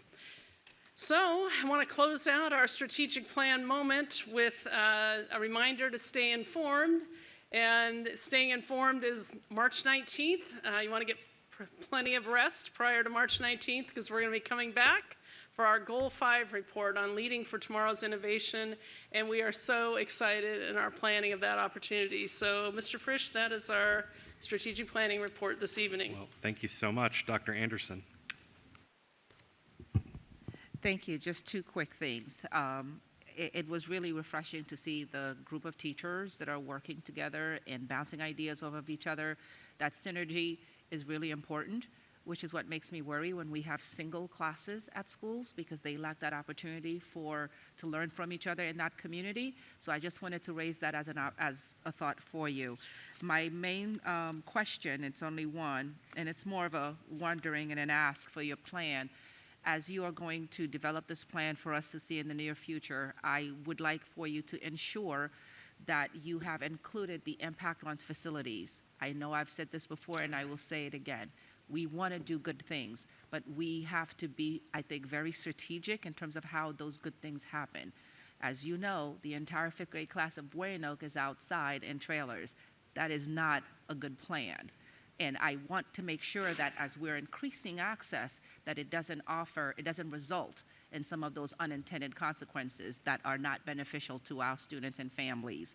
So I would like to ask for consideration for that to be part of your plan in terms of the facilities impact. Yes, ma'am.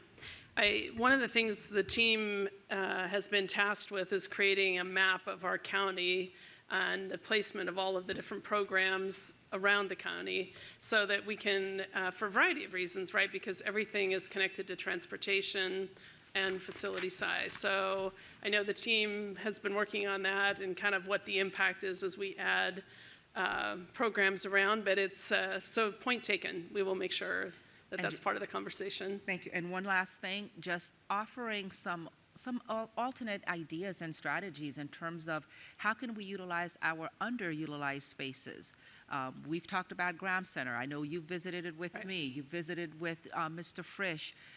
We have, Lee Center. We have some spaces in our division that are not to their full capacity or can be repurposed in order to absorb some of these classes. I'd love to see that in your report as well.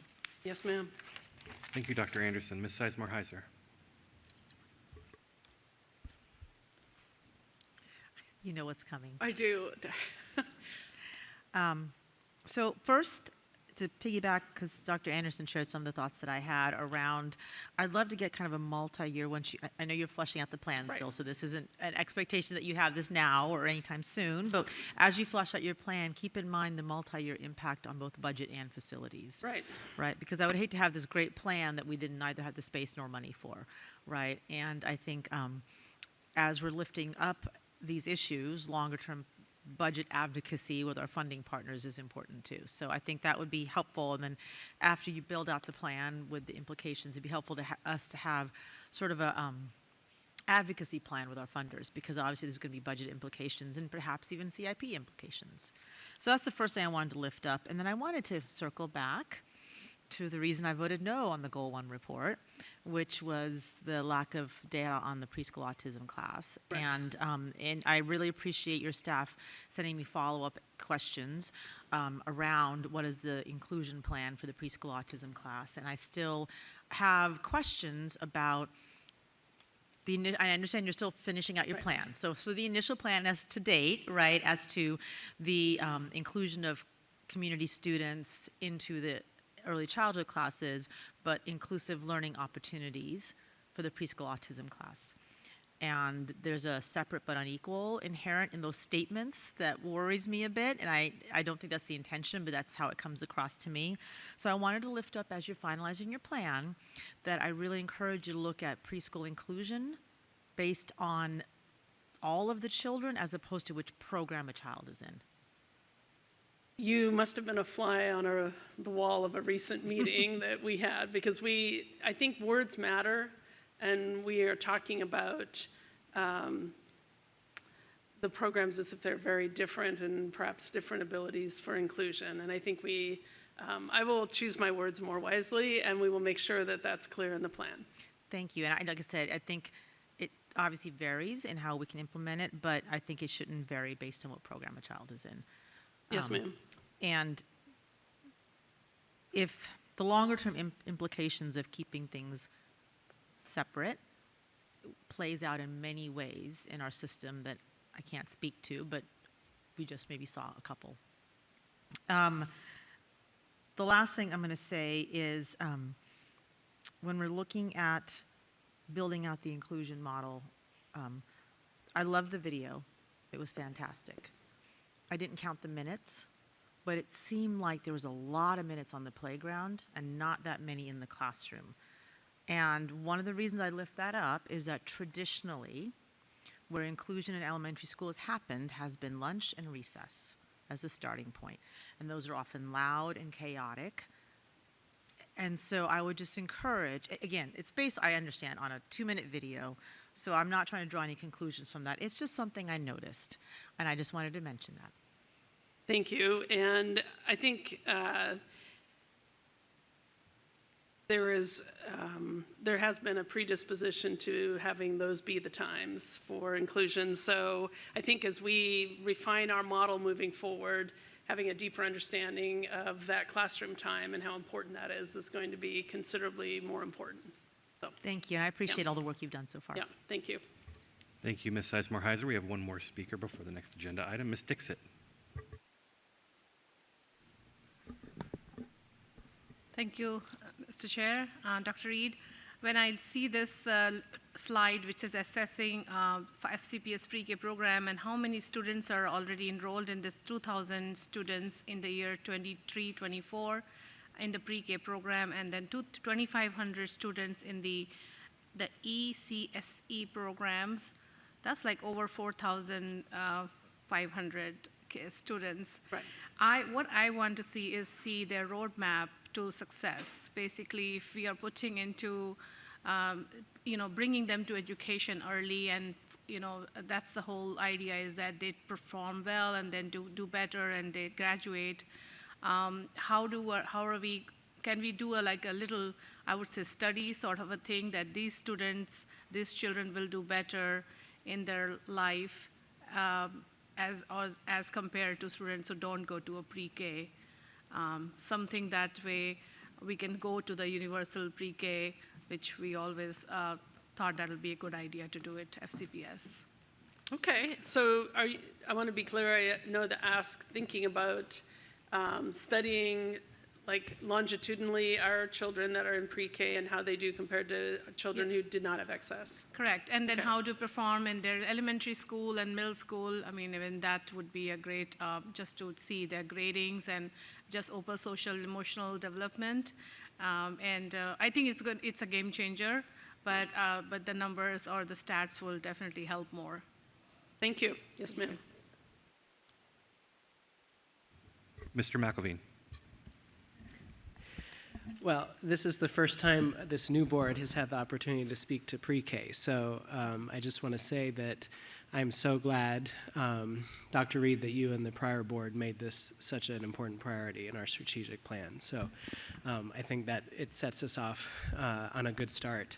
And I can't help but reflecting on the ghosts of Tammy Derenak-Koufax and Pat Hines, who really launched our board into these discussions 12, 13 years ago. And pushed up until the end, certainly in Tammy's case. When I reflect on the numbers you presented, it's kind of like our renovation cycle. You expect them to go down over time, but they either stay flat or just get worse. So we still have challenges in this area, and I do hope things will improve, but hope obviously is not a plan.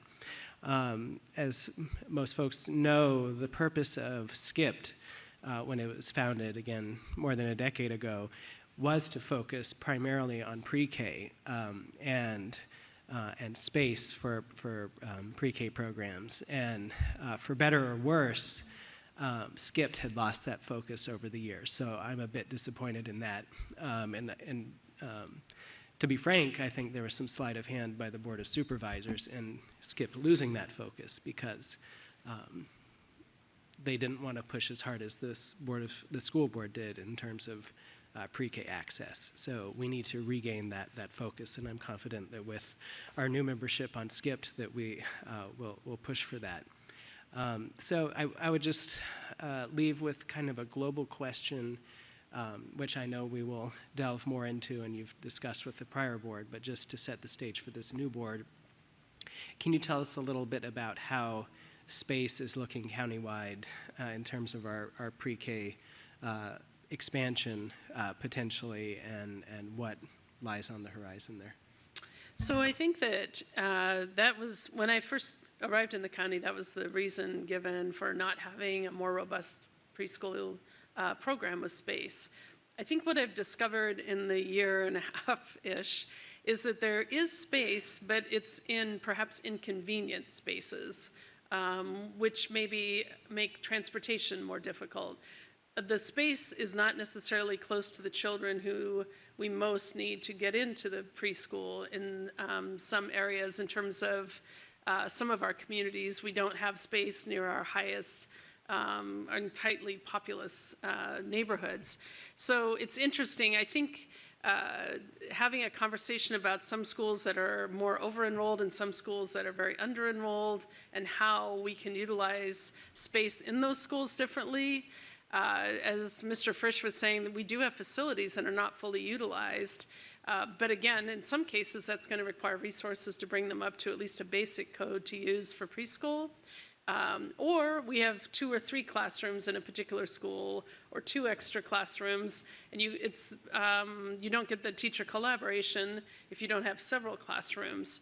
However, we did drop a plan to add more classrooms each year and be able to find more classrooms each year because Child Find, as you know, we are required and we absolutely are committed to making sure we are enrolling and placing in program children who have special needs and need special supports.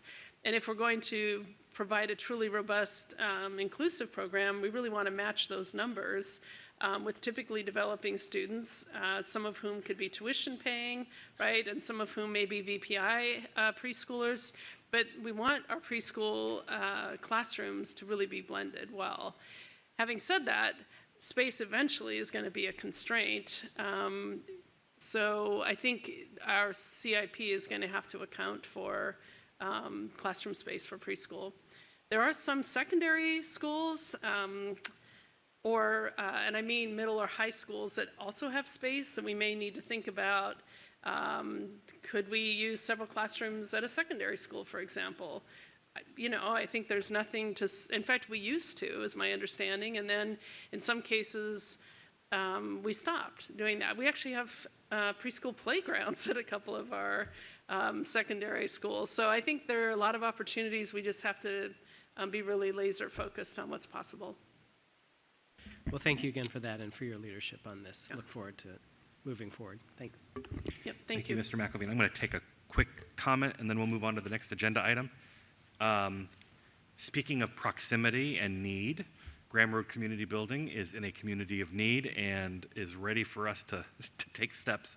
And I enjoyed having our tour there, and I see on the agenda tonight we're approving some improvements at the building. I forgot about Mr. Dunn, so he's next. So I think to Mr. McElveen's point, you know, we've heard a little bit about the numbers that we'd have to accomplish over time, and it's time to connect that with the difficult part, which is that even if we had the money for the numbers, how do we put them in the seats? Right. So, or on the carpet, right? As the case may be. So thank you very much. Mr. Dunn. Thank you, Mr. Frisch. I want to lift up the fact that pre-K needs to be considered within the context of the SAC program, school-age childcare, so that parents who work hourly shifts, whether daytime, nighttime, or what have you, have options for both before school and after school care for their pre-K children and children at older age levels in elementary school, because that's essential to provide access, not just to children, but to make it feasible for parents. So I would ask that as my first question to Dr. Reed. But as my second question, I'd like to lift up the fact that we need to be thinking outside the box, not just looking at FCPS facilities. For example, I'd like to lift up my friend Shirley Ginwright, who has self-funded with some charitable donations, but not enough, a children's center at Creekside, which is as a lot of economically disadvantaged families. And she is, I believe, Dr. Reed, you may have even visited there, or other FCPS leadership may have visited there. She has renovated a facility that could serve as a pre-K for certain hours of the day. I've spoken with other church leaders, nonprofit leaders in the Mount Vernon district and elsewhere who are eager to work with FCPS to provide their facilities as locations for pre-K or for after-school mentoring or tutoring programs. So I would like to encourage FCPS not just to think about what facilities does FCPS own and operate, but other facilities that are in those communities that, as Dr. Reed said, need to be accessible to the families that might have transportation insecurity. Thank you. Thank you, Mr. Dunn. All right, moving on to agenda item 4.01, performance review. I call on Dr. Reed. Okay, thank you, Mr. Frisch. And this is our executive expectation on instructional programs. So timely this evening, since we've been talking about instruction. Thank you. So executive expectation 9, I just want to remind our board and our community that this is a monitoring report that talks about the need to maintain a program of instruction for all students that is aligned with the district's strategic plan goals, and that this instructional program will offer innovative academic learning experiences that foster the strengths and meet the needs of each and every learner. Additionally, this program will implement professional practices that engage, empower, include, and challenge the whole learner through varied opportunities, including advanced electives, among other courses. So at the time of this report, to the best of my knowledge, I am in compliance with the executive expectation associated with this topic and making what I would characterize as adequate progress in this area. So I'd like to begin by discussing and of course certifying that what I'm presenting is true as of this evening. So I want to begin by discussing how we deliver academic programs. We have aligned our academic curriculum and instruction to the Virginia Standards of Learning. We develop our pacing guides across core content areas, and they're designed to provide a high degree of direction and high quality resources that guide instructional planning. To support the entire continuum of learning within the division, we do have a comprehensive special education program, as well as a program for English speakers of other languages. And those services are provided to just support our students in accessing and making the most of learning opportunities. We also identify schools to receive Title I grant funds, currently 42 elementary and 2 middle school Title I schools, making that a total of 44 Title I schools here in Fairfax County. We highlight that we have advanced academic services, or AAP courses, and opportunities that are also incorporated into the curriculum to build on the portrait of a graduate skill set and offer world language instruction for K-12 students. We provide specific programs and services that foster global awareness, environmental literacy, civic engagement, and career readiness. And there are a variety of those that are listed there. Another important expectation in the division is to ensure the program's curriculum materials support equitable access and opportunity. We're doing some significant work at the moment around equitable access to literacy, and you've heard a lot about that in Goal 1 and the work that is going on that's really being led by Noelle Clemenco and her team, which is really fabulous work. This plan includes explicit and systemic evidence-based literacy instruction that's grounded in the science-based reading research. Additionally, we are offering high-impact tutoring this year, both with ESSER dollars, local dollars, and All In for Virginia dollars. And this high-impact tutoring, actually when I was out in schools this week, I've heard some positive impact. We have some substitute teachers and retired teachers who have come back to be tutors at the elementary. And it's exciting to see their energy and excitement about coming back and helping our young people. With regard to expectation 3, we regularly review instructional materials and programs to make sure that there is a comprehensive and objective review of best practices. The evidence for expectation 4 demonstrates ensuring consistency. And I don't know, I think we're making progress there, but I don't think we're there yet in terms of consistency and instructional expectations across all schools and programs. What I would say is that we had a lot of discussion about this at the senior leadership, and we think that probably we do have a consistency in expectations, but not in the reality. So I think we're going to be working we're working hard on ensuring that it's not just the stated expectation, but that we provide support to have a little bit more consistency. Our chief of schools position and our 6 region offices continue to work towards the consistent implementation of expectations. Another significant alignment effort is the school improvement and innovation plans, which are connected to Goal 3. And these are reviewed by regional assistant superintendents and also at the senior leadership level. And within each of these required areas, schools wrote measurable outcomes on data sets connected directly to our strategic plan. Additionally, beginning this school year, we had division leaders engaging in instructional rounds, which means they are actually visiting schools and classrooms to make sure that we're aligning and collaborating a shared purpose and understanding of best practice. In fact, at HSPA this morning, which is the high school principals group, Principal DeRose at Annandale High School, where we had the meeting, had a nice schedule, and high school principals visited classrooms at Annandale to check out how our Adams were doing and their learning achievement work. And so there's just, I think, a lot of buzz this year about what's happening in our classrooms and the amazing work our students and staff are doing. In thinking about expectation 5, how are we measuring our goals? We have begun developing baseline reports, which we shared for goal 1 most recently. And we will continue to provide those reports in detail, incorporating feedback from this evening.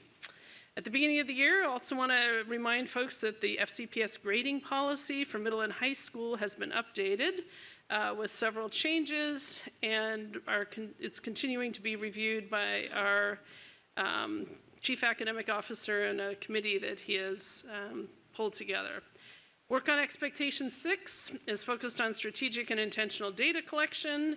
The dashboards that are being created are incredibly intense compared to where we've been on that topic, and also checking local and state expectations for assessment and data reporting.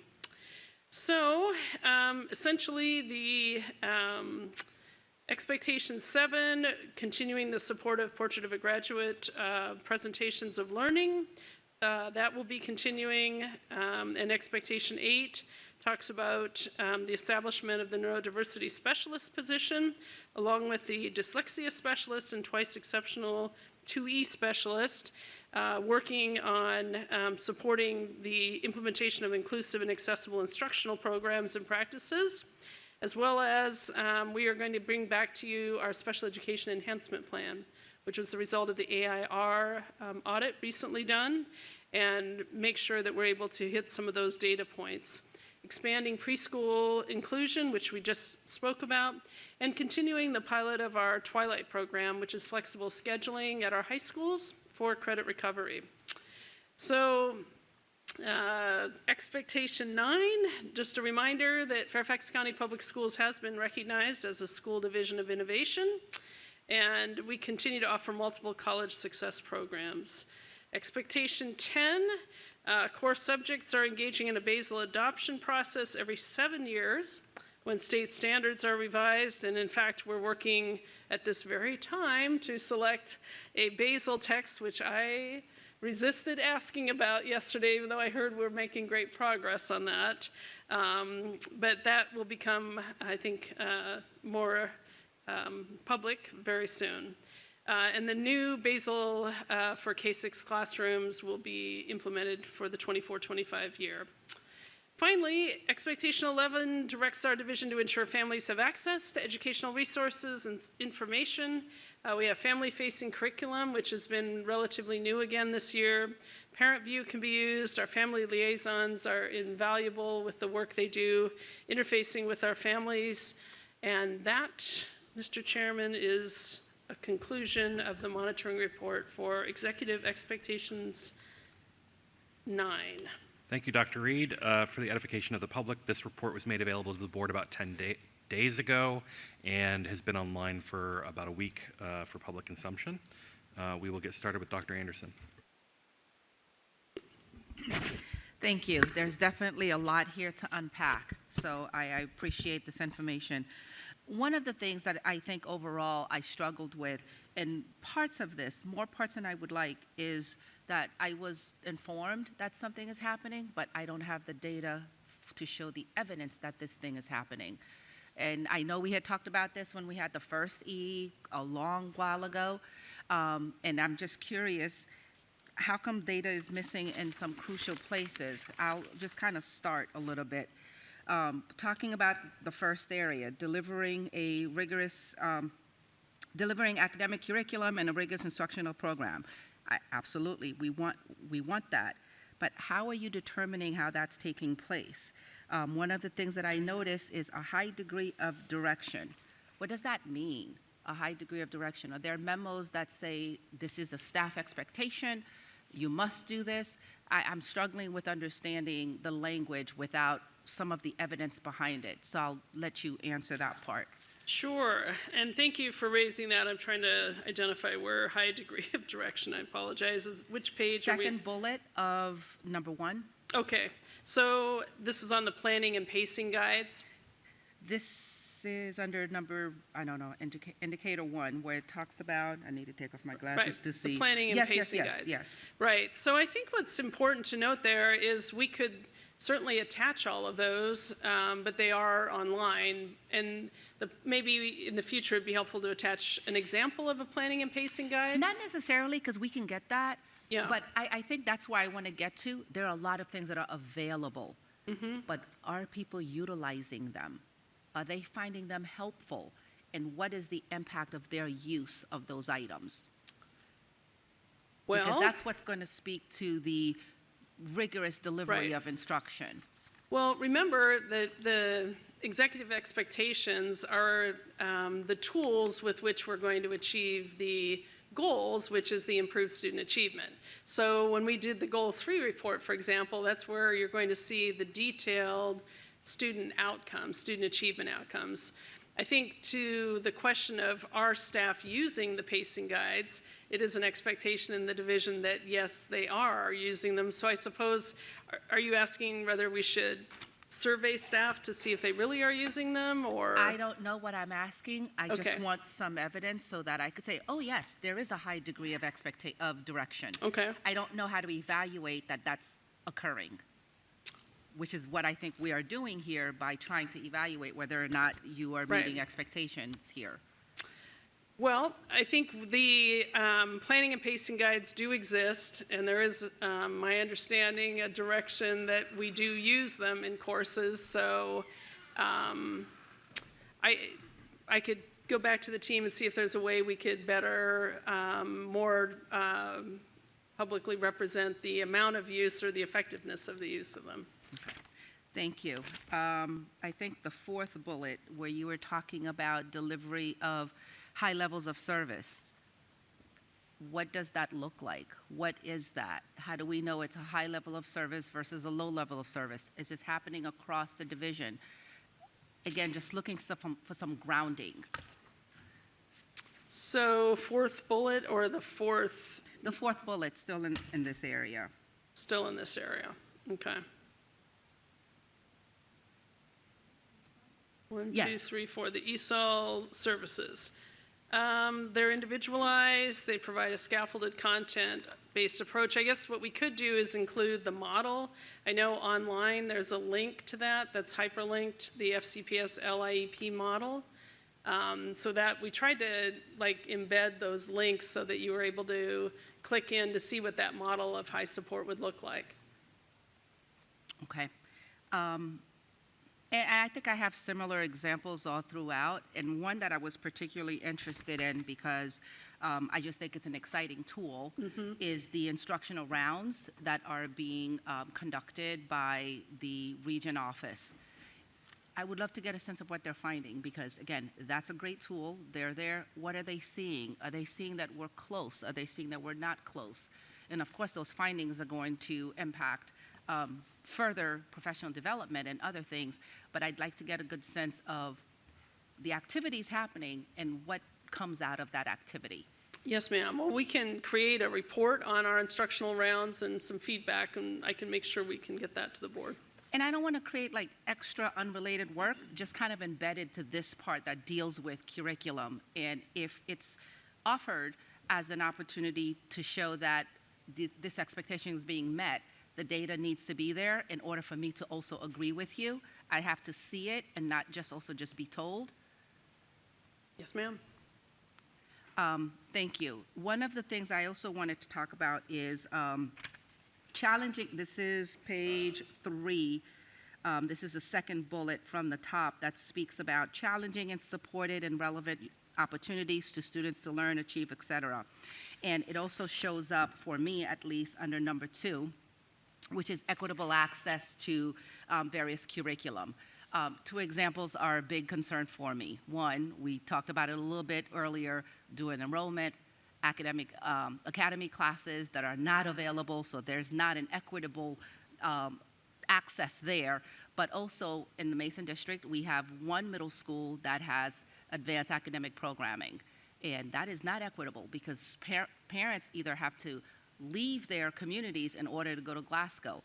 Annandale Pyramid does not have an academic center. Neither does the Falls Church Pyramid. It's just the Justice Pyramid. I see these as not equitable opportunities that I would like to see you addressing in these conversations. Yes, ma'am. Thank you, Dr. Anderson. Mr. Dunn. Thank you. I'd like to start with, I'm a new member of the board, and I would like to understand, Dr. Reed, what you understand the function of the executive expectation reports is.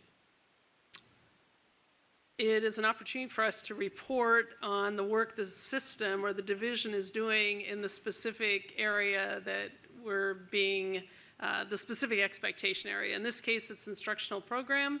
So going back to the board's governance manual, the board has a number of criteria for meeting those operational expectations. So what we're trying to do is be responsive and show evidence of the work the division's doing to meet those. Is it essentially, and again, I don't know the answer to these questions as a new board member, is it intended to be a form of performance evaluation for you as superintendent?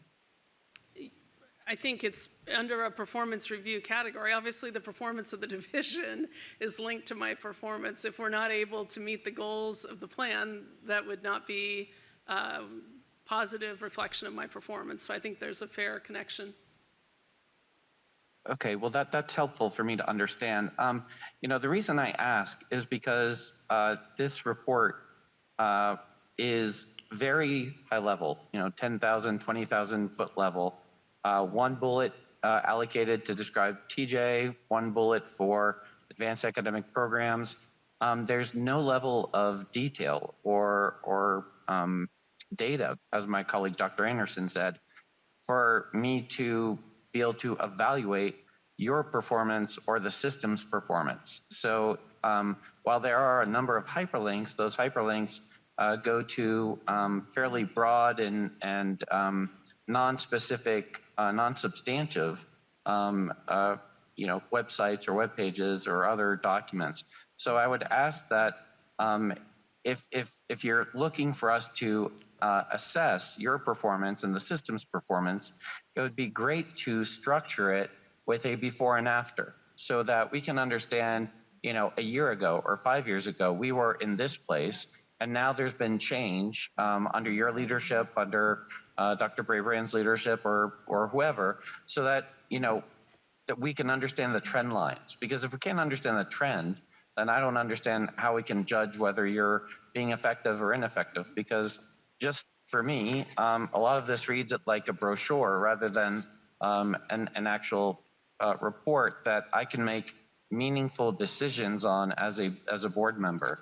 So I would ask that more data be provided as exhibits or attachments to this and future reports, so that, and including before and after, so we can see trend lines over time. Not everything's going to go in the right direction. So understanding where we can actually move the system and where the school board needs to focus its attention, that's essential. Otherwise, we're just reading brochures and we're not able to perform our oversight and monitoring function, and we can't direct you to enact changes that are not responsive, that are responding to the emerging crises. I'll just take special education as an example. We have 1/3 of our staff not properly licensed, right? We have special education teachers being burned out. We're having them being proposed to being reduced from 8.5 hours to 8 hours per day. We're about to face an unprecedented crisis in special education and our ability to meet the needs of these students. And yet I don't see anything in this report addressing that, which I would expect since it deals with instructional services. So again, that's just one issue. But I would expect, up front, these are the 5 major challenges that I need your help on board, right? And then we can have work sessions or forum topics on those to really dive in. But again, I don't consider this, it's well written, but I don't consider it actionable or useful. So again, don't mean to be critical, but I'm trying to provide direction that I can't do my job if I don't have the information and data to do my job. Thank you. Yeah, thank you, Mr. Dunn. I want to clarify, and we certainly can provide more data because it certainly needs to be meaningful to you so that we can, you can make decisions. I want to clarify, though, and correct, there has been no decision about special education teacher days or salary or any of that at this point. So I want to make sure that I correct that. I think that's misinformation. Also, we do have people licensed in our classroom, so I just want to make sure to reassure the community that we do have licensed staff in teaching in our classrooms. I will say that our special education teachers for sure have had a difficult couple years with the OCR report and with the workload expectations. And so we need to work on recruiting more staff. So I appreciate that input. Thank you, Mr. Dunn. Ms. Anderson. I just wanted to say that I really appreciate the fact that you guys have acknowledged that consistency is an issue. I think that a lot of the things that we're noticing would become more moot points if we had consistency across the division in terms of how things were done at each individual school. Since we know that there is inconsistency, that's part of the reason that I think people are asking for more data. Right. So I appreciate the fact that you guys have acknowledged that this is an area that we need to continue to work on. So I just wanted to say that because I do think that that's kind of the loss leader, that if we kind of work on consistency across the board, then it becomes more transparent in terms of how everything is being done. And that's to say, I don't want the individual flavor of our schools to go away. I think that the communities that we build inside of our walls are essential to our success. However, there can be a little bit more consistency across the board. So I appreciate the fact that you guys have recognized that. Yes, ma'am. Thank you very much. Ms. Sizemore-Heiser. Thank you, and I'll be brief. I just wanted to kind of talk a little bit about, I really appreciate Mr. Dunn's questions. We talked about it a little bit in governance today, right? But this is a compliance report. So some level, this is kind of, and I think Ms. Anderson said it well today, this is the floor report, right? Like, are you meeting minimum requirements here? And then the goal reports on the strategic plan are kind of that ceiling of where have we been, where are we going, what are our goals? So it's, this is, while the expectations, they were called operating expectations, were in the governance manual before, providing both reports is a fairly new process for me even, and definitely for this iteration of the board. So I think Mr. Dunn's questions are great to try to tease out sort of what are we expecting in this report versus goal reports. And I think that may be a further conversation with the board to align all of our expectations. So I appreciate his questions. I just wanted to kind of lift that up as part of the tension. Thank you. Thank you, Ms. Sizemore-Heiser. Ms. Lady. Thank you, Mr. Frisch. I certainly appreciate the comments of my colleagues, but I also have a great appreciation for the length of this document and its thoroughness. I really appreciated the hyperlinks because I clicked on several of them and thought to myself, wow, I should have read some of these things while I worked for this, school system. But I also want to just remind my colleagues that sometimes when we ask, some of these asks then fall on teaching staff and people in buildings to produce you the data I think that you're trying to look for evidentially, and they're trying to teach. They're trying to teach, and I just want people to understand that the proof is in the pudding, as we say, right? We're going to have benchmarks, we're going to have measurements, but I just worry about the trickle down of some of these requests and them falling on teachers. That's all. Thank you. Thank you. Thank you, Ms. Lady. Ms. Dixit. Thank you, Mr. Chair. Dr. Reed, one of the pages, I think it's on page 6, I believe, the portrait of graduate presentation of learning. It's an ongoing process for students to apply, reflect, and demonstrate evidence of growth. I struggle with this portrait of graduate term, which has been used by FCPS for over 10 years now, almost. And in real sense, in classrooms and with parents, it doesn't resonate what's happening with our students in terms of that. How is that portrait of graduate really supporting my student? Is it an individualized approach, or is it just for the okay, we are graduating more students? That's the kind of goal here. But I wanted to understand what this particular point means to you, and then I have another question about the Young Scholar program. So I think the Portrait of a Graduate has a long history. I believe Dr. Garza was here when that was developed. I know that Dr. Presidio, do you want to, I know this is something that you've worked a great deal on. Do you have a feel for what this is and how a family would say, I think to your point, Ms. Dixit, that the value and how we measure the value of that experience for our students? Yeah, I really appreciate the question because we have had Portrait of a Graduate for almost 10 years now, and we're talking about it less and less, and we probably need to be talking about it more and more because the Portrait of a Graduate is really about helping students develop those attributes that we know are going to help them be successful in their K-12 experience, but are going to carry forward and help them be future ready and successful post-high school graduation, right? So developing strong communication skills, critical thinking skills, creative thinking skills, problem-solving skills, collaboration skills, all of those skills that the research tells us that students are going to be successful in post-secondary education and in the workforce and in life really need to have. So we embed Portrait of a Graduate skill development types of activities into our content curriculum and all of our content areas. But sometimes I think when we do that, it gets hard for teachers maybe to even see it. And it certainly is hard sometimes, I think, for students to see it and hard for parents to see it. So the evidence that we've provided in Dr. Reed's report here around those presentations of learning is an opportunity for students to be able to actually self-reflect on their skill development in those Portrait of a Graduate attributes, provide evidence of how they've grown in those areas, set goals for future growth, and then get feedback from their teachers, and in some instances, even from their classmates and community members. So these are real public presentations based on student self-reflection about how they're developing with those Portrait of a Graduate attributes. And when we do these consistently in all of our schools, that public demonstration really helps, I think, the students understand their growth, but certainly families see that more explicitly as well. So we're really excited about this work and definitely want to continue it.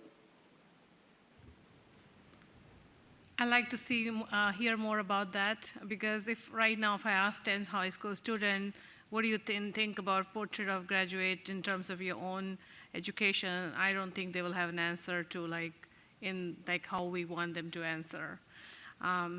Second point would be the Young Scholar program. I'm very excited to see that because I've always felt that FCPS is taking the AAP program used to be like the 2% or 1% students, which are the bright students. Now, a lot of students are in AAP program. It's no longer like that of a reach, but there are some students who are even getting bored in these AAP classes, and they need more stimulation and more challenge in their academics curriculum.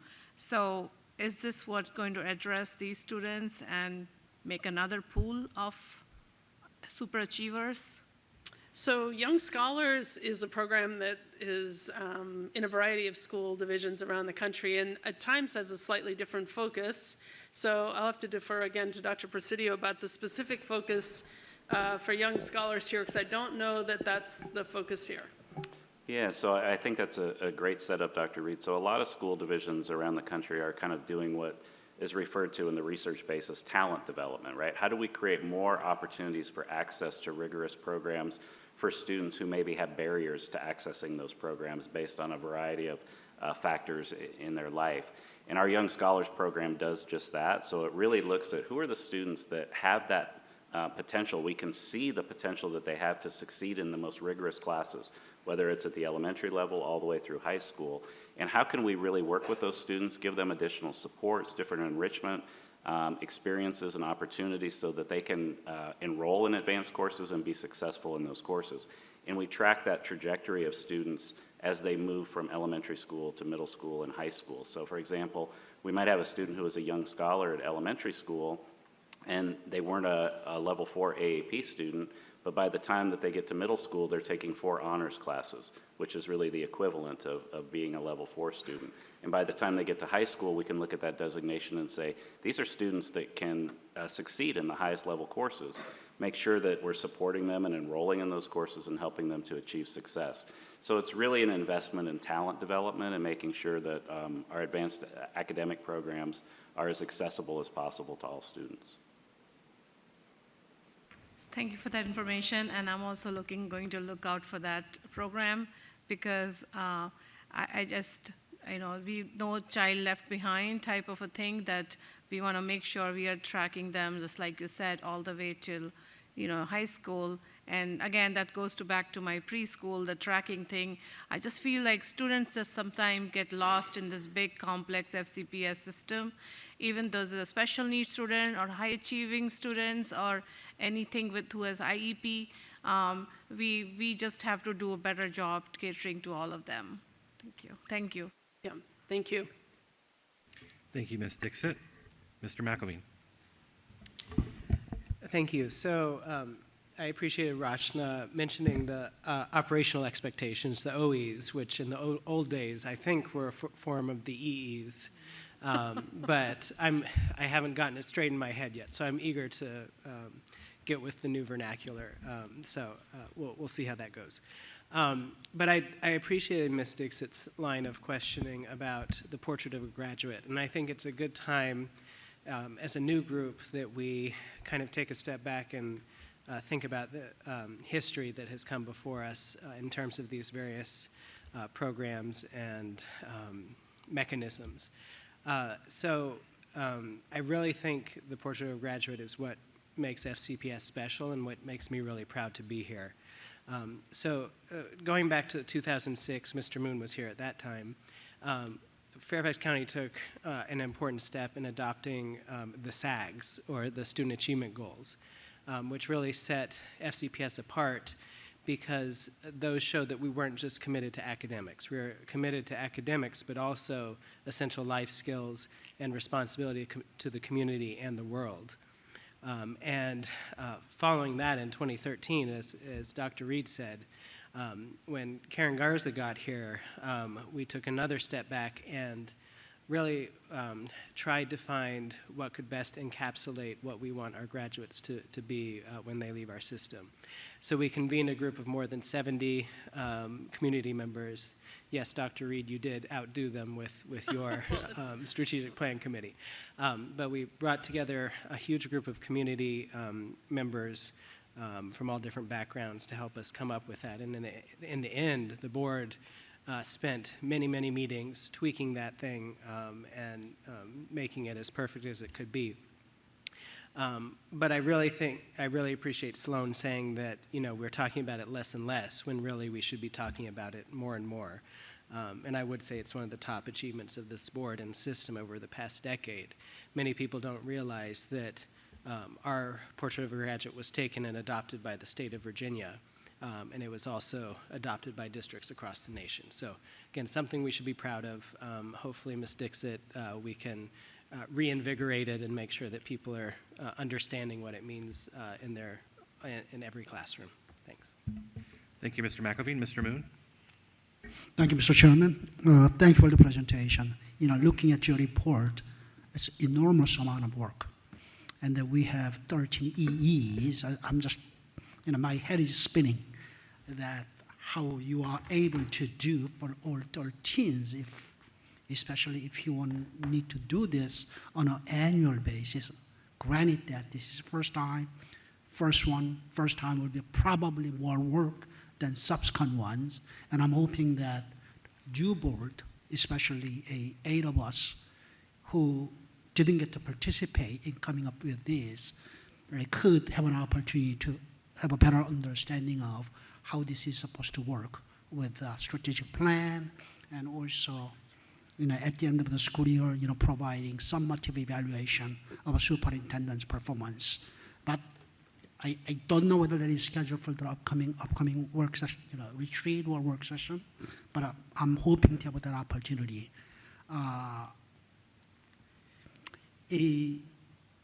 Looking at the language that over that introductory paragraph, that it has something that caught my eyes. Meet the needs of each and every learner. And I was sort of trying to find how you interpreted that particular phrase, needs of each and every learner. I don't see that. Please tell me if I missed it. How would you interpret that, needs of each and every learner? So I think that the interpretation was based on what the board has characterized as the indicators, because the board took time to review what the previous operational expectations were, I think, to Mr. McElveen's point. So that's what the last board did, is looked at those operational expectations that have been developed by a prior board and made some edits, and then those indicators were what we as a system were going to be responsive to, because those indicators would determine whether or not we were meeting the first paragraph goals. And if there's something we need to add to the indicators to be more transparent about each and every student, I think, certainly we can have that conversation. But it's my understanding that making sure we're responsive to the indicators will lead us to achieving that first It's paragraph. not going to be an easy test. However, all parents, all students want to be able to have their individual needs fully met. Whether that's doable, that's possible, I do not know, but that's a conversation I would like to have with the superintendent sometime. Absolutely. Thank you, Mr. Moon. I'll take my turn. It is a lot of work, all these executive expectations and the goal reports and the strategic plan, and I think that's what's great about it, is that finally we have an opportunity for regular check-ins with you to judge accountability and fidelity to the strategic plan, to see how we're doing, to redirect when necessary as a team, as a board, and not as individuals, because that is how executives function. Best is when they have clear direction from their governing board, and then they report back to that board on that progress. And then it's up to us to look at this report that we're getting, this monitoring report, and decide whether it's meeting the expectations that were set out, and if it's not, to redirect. And so I am extremely grateful to be in the midst of a process that does that, and to be having this conversation with my colleagues at the work session next week. I very much appreciated the conversation here, and certainly have some food for thought before Tuesday based on what everybody's been saying. We do have one go back. Dr. Anderson. Thank you. Just one more item that I wanted to bring attention to. I think this one, more than any one of them, really clarifies kind of where I was coming in from, and this is still under number 1. It's the bullet on page 3 that talks about FCPS offers. I think it's what, 1, 2, 3, 4, 5. It's the 5th one on that page down. That says FCPS offers world languages instruction for K-12 students, including elementary, et cetera, et cetera. I think it would have been a better caveat to say for some K-12 students, because of our 142 elementary schools, 55 of them have FLES, 17 of them have dual language, and 72 or so have nothing. And so it's a little bit of a misleading statement given our current state.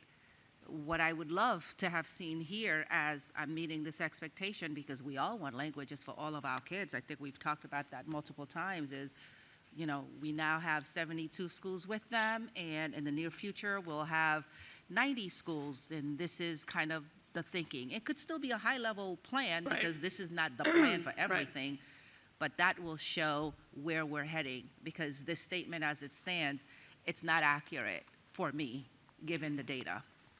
Right, and the statement is, we offer it, but to your point, I think what you're asking for is more specific data, at which schools, and if not at all, then what's the plan to get it to all? Am I hearing that correctly?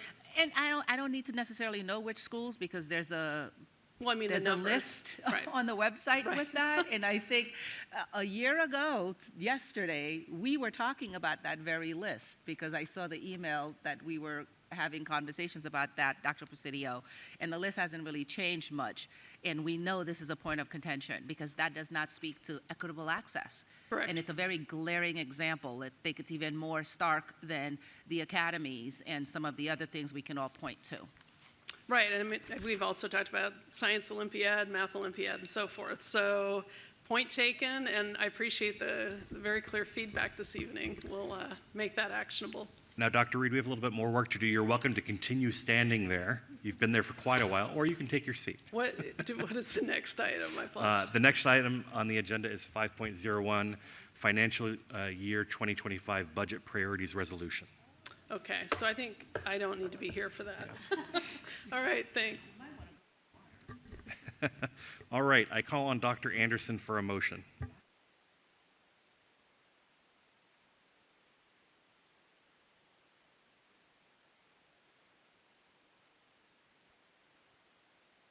No, I'll pull it up on my computer. I just was trying to do 2 things at the same time and not being successful. Just 1 second. Yeah, I'm scrolling.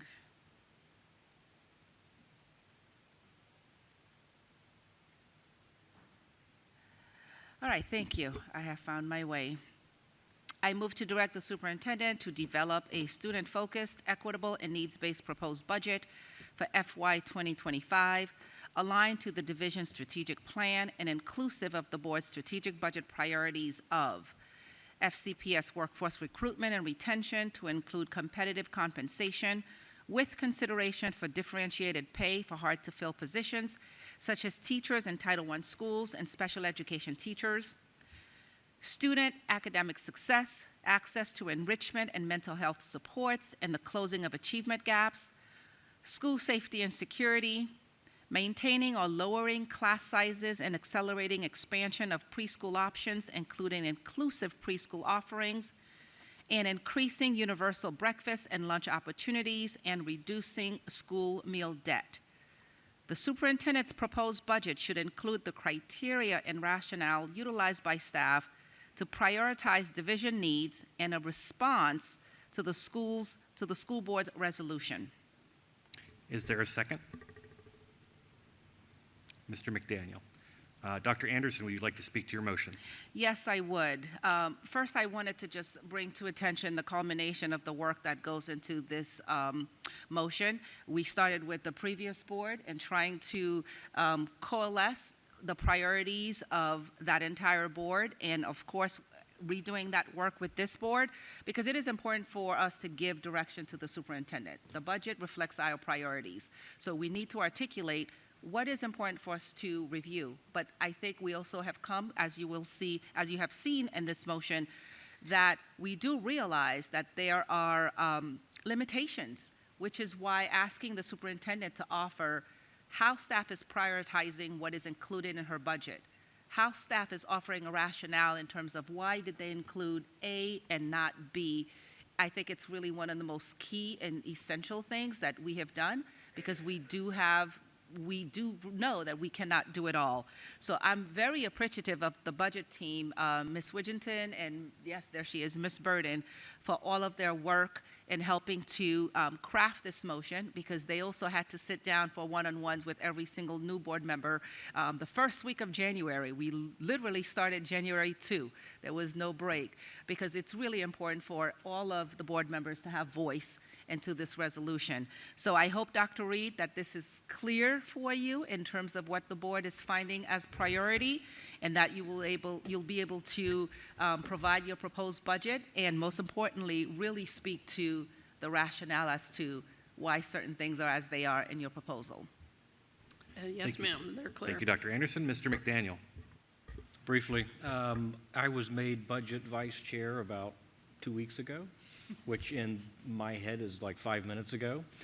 So I came in late to this process, but I've been very impressed with the progress so far in this language.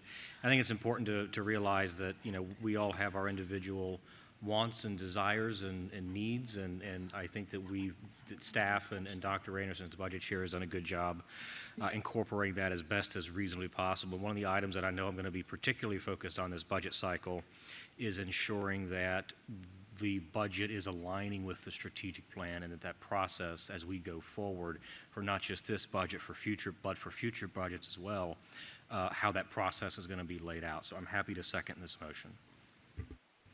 Thank you. Seeing no other speakers, we can go to the vote. I will call for the vote. The motion is on the screen. All those in favor? Ms. Sizemore-Heiser, Mr. McDaniel, Mr. McElveen, Ms. Lady, Ms. St. John Cunning, Ms. Marin, Dr. Anderson, Ms. Dixit, Mr. Moon, and I don't see Mr. Dunn on the screen.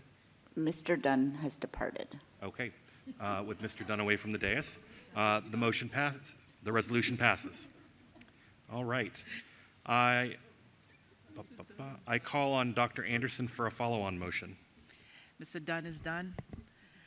I move to direct the superintendent to present to the board by February 29th, 2024, recommendations detailing scope, sequence, and timeline for a comprehensive and cyclical efficiency review aligned to the strategic plan of all division programs, to include a rationale and prioritization of what can be accomplished to inform the annual budget process of FY26 and beyond. Thank you. Is there a second? Mr. McDaniel. Dr. Anderson, would you like to speak to your follow-on motion? Yes, briefly. I think Mr. McDaniel started to speak about this a little while ago. While we do spend quite a bit of time giving our priorities to what the new asks are going to be, this is an opportunity for us to really delve into the base budget, to really determine how is it that we're currently spending our $3.5 million, and how can we perhaps be more innovative in having a regular cycle of review. Just like we talked about having a regular cycle of review for staff positions, because we tend to look at them after much advocacy. We need to have a regular cadence where we're taking a look at the job duties and whether or not things will be reclassified. So this is going to be the same application. This is a budget exercise. This is not an instructional exercise. So I want to make sure that that's articulated, but I think it's going to be very insightful, and I'm really excited about the opportunities that exist for us. And this budget follow-on asks Dr. Reed to develop a plan, because we have a huge organization. How can we chunk this work so that it is manageable, but yet so we still have opportunity to impact next year's budget? So I'm very excited to bring this forward. Thank you, Dr. Anderson. Mr. McDaniel, would you like to speak to your second? Briefly, again, I spoke a lot about this yesterday. I spent a lot of time yesterday on this. And so budgets, in many instances, public budgeting can be an exercise of an iterative process. And in layering on spending, or in sometimes reductions. But what this exercise is designed to do is to be a lengthy, deep dive into operational spending. And the reality is this is going to take a long time, 18 to 24 months if I had to guess. And I'm looking forward to being part of that process going forward because we owe it to the public, ourselves, our staff, the kids, families, to go through these exercises. And again, I'm looking forward to seeing this develop over the next 18 to 24 months. Thank you, Mr. McDaniel. Ms. Anderson. I just wanted to speak to this quickly because I know it's getting late, but I wanted to say that I'm excited about this process for a number of different reasons. We are a new organization working together, and I think this is an opportunity for us to understand where all of our priorities lie. I am the daughter of a longtime budget officer for the federal government, and she taught me at a very young age that anything you put in your budget is more important than anything you don't. And so I think that while I understand that this is a budget exercise, I do think that it's an important opportunity to look at what we're spending our money on and ensure that it aligns with our current priorities. So I am excited about this opportunity for us to start this process, and I hope it becomes a cyclical thing that happens at a regular cadence moving forward. So, Thank you, Ms. Anderson. Ms. Sizemore-Heiser. Thank you. And I wanted to speak to this as well, just to kind of talk a little bit about some of the thinking that I had around supporting this follow-on. Sort of building on Ms. Anderson's point, as a new sort of group here, as a new board, and also having a new strategic plan, I think this is a really ripe opportunity to do this cyclical review of how what we're doing aligned with our strategic plan. And it actually fits neatly with what our previous board did when we started 4 years ago and got interrupted by this little thing called COVID, where we actually started doing a program review. And I'm sure Mr. Frisch, Ms. Marin, and Dr. Anderson remember we did several work sessions reviewing the program budget for this same sort of idea in mind of really doing a deeper dive into what we're doing, how efficient is it, how effective is it, to keep that knowledge before our board in terms of, are we really doing the best practices and being most effective with how we're spending our money. And we started that process as well. So I think with this new board and with the new strategic plan, this is a good time to initiate this new process of that cyclical review to sort of tie all the ends together. So I'm glad that we're sort of restarting a process. And I'm glad that we're doing this iteration, especially with the new strategic plan, because one of the things that I know our previous board, we inherited a really wonderful strategic plan, and it was 5 years by the time we inherited it, and we had wanted to dig into that when we started, and also interrupted by a little thing called COVID. So now all of these things are coming together very nicely and neatly to set this up for success. So I'm excited to support it. Thank you, Ms. Sizemore-Heiser. I will call for the vote on the motion, which is on the screen. All those in favor? Ms. Sizemore-Heiser, Mr. McDaniel, Mr. McElveen, Ms. Lady, Ms. St. John Cunning, Ms. Marin, Dr. Anderson, Ms. Anderson, Ms. Dixit, and Mr. Moon, with Mr. Dunn away from the table. That passes with that is unanimous for those in attendance. Thank you. We will move on to agenda item 6, the consent agenda. Our adopted rules of parliamentary procedure, Robert's Rules, provide for a consent agenda. Oh, no, I'm wrong. I apologize. Agenda item 5.02, action item, personnel appointments and separations. I call on Dr. Anderson for a motion. Thank you. I move that the school board confirm the personnel appointments and separations for the period beginning October 1, 2023 to December 31, 2023. Thank you. Is there a second? Ms. Marin, Dr. Anderson, would you like to speak to your motion? Yes, I would, for a couple of reasons. One, I wanted to highlight to the board that this separation report looks very different from before. That's why I wanted to pull it off so we can have an opportunity for conversation. And I'm really hoping that Dr. Agnew Scott is going to be able to walk us through some of the differences from what we have received previously, which was something that was raised back in September by me because I did not feel that that separation report was as helpful to give context. So I would love for you to orient the board a little bit to this new format. Thank you. I'd be happy to. So the revised format for the quarterly separations report provides a more comprehensive look at our separations across employee subgroups over a specified period of time. In this case, it is on a quarterly basis. The trend data provided helps us to determine if there's an upward or a downward trend within position categories. Next month, you will see further improvements in the monthly report to include monthly trend data within and across employee subgroups. So there are more changes to come.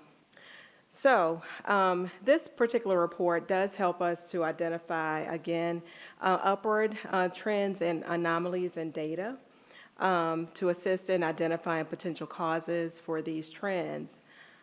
So here are some things within this quarter that you will notice. There were a total of 350 separations and retirements across all positions in FCPS, which represents about 1.5% of all full-time staff in FCPS. This is just one piece of information that you can pull from this report in the format that's presented here. Are there any other questions about the format? We're just happy that we were able to provide this report in the format that provides greater detail and trend data across all categories. Thank you. I also want to say I'm very grateful for the last 2 pages of this report that shows this multi-year look in terms of what occurred in the various quarters by employee group. This is really invaluable. I think it's really going to help the board to help determine how to allocate resources. Those findings are going to be essential. So I'm very appreciative of the work that you and your team put forward to put this together. So thank you. Thank you. Thank you, Dr. Anderson. Ms. Marin? I'm really pleased to see this new format, so thank you for bringing it into fruition, and thank you, Dr. Anderson, for raising it, because this is something that I know I get asked about, why are staff leaving? Are staff leaving at a higher rate than it used to be? And I think without this data, a lot of assumptions get made, and this was actually just included in a news article recently, and I think it's really grossly misunderstood. There's lots of reasons that people come and go from jobs, but we also want to know if there's a particular reason that people are coming and going from our jobs. So I look forward to this being the new normal. Thank you. Thank you, Ms. Marin. Mr. Moon? Thank you, Mr. Chairman. Just a couple of quick questions. Maybe first one goes to Mr. Foster. Looking at the agenda, it says related to legal requirement. So could you explain what the legal requirement is on this one? I'm pulling up the item here. Please bear with me. So my recollection is that there is a requirement that the separations and appointments be provided to the board in a regular report. This is a quarterly report. I don't have that code section at my fingertips, but I think that is the basis for the legal requirement phase. The school board has to take on action. Is that the part of the legal requirement? That's correct. Okay. Could you tell us what separation means? I would look to Dr.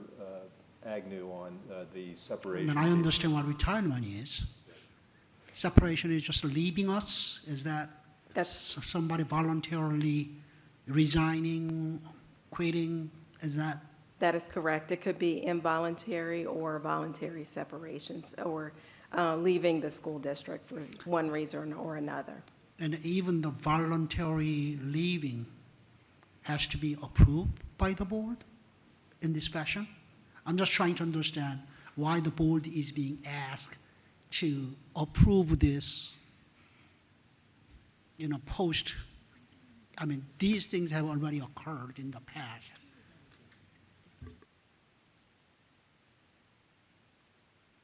If you cannot respond to that question right away, could you provide us the reasoning later in writing? Thank you. Thank you, Mr. Moon. All right, we will move to a vote. The motion is on the screen. All those in favor of the motion? Ms. Sizemore-Heiser, Mr. McDaniel, Mr. McElveen, Ms. St. John Cunning, Ms. Marin, Dr. Anderson, Ms. Dixit, Mr. Moon, and Ms. Lady is away from the table, and myself as well. It's unanimous for everybody who's at the table. All right, we will move on to agenda item 6, consent agenda. Our adopted rules of parliamentary procedure, Robert's Rules, provide for consent agenda listing several items for approval of the board by a single motion. Many items listed have gone through board review, and documentation has been provided to all board members and the public in advance. Items may be removed from the consent agenda at the request of any board member prior to the meeting. The consent agenda items are on the screen. Is there any objection to approving the consent agenda? Hearing and seeing no objection, the consent agenda is approved. Agenda item 7, new business. The following are new business agenda items. There will not be a vote on these items this evening, but action is scheduled for a future meeting. The new business items are on the screen. Agenda item 8, board committee reports. I will now call on the following standing committee chairs to speak if they have anything to report. Audit Committee Chair, Mr. McElveen.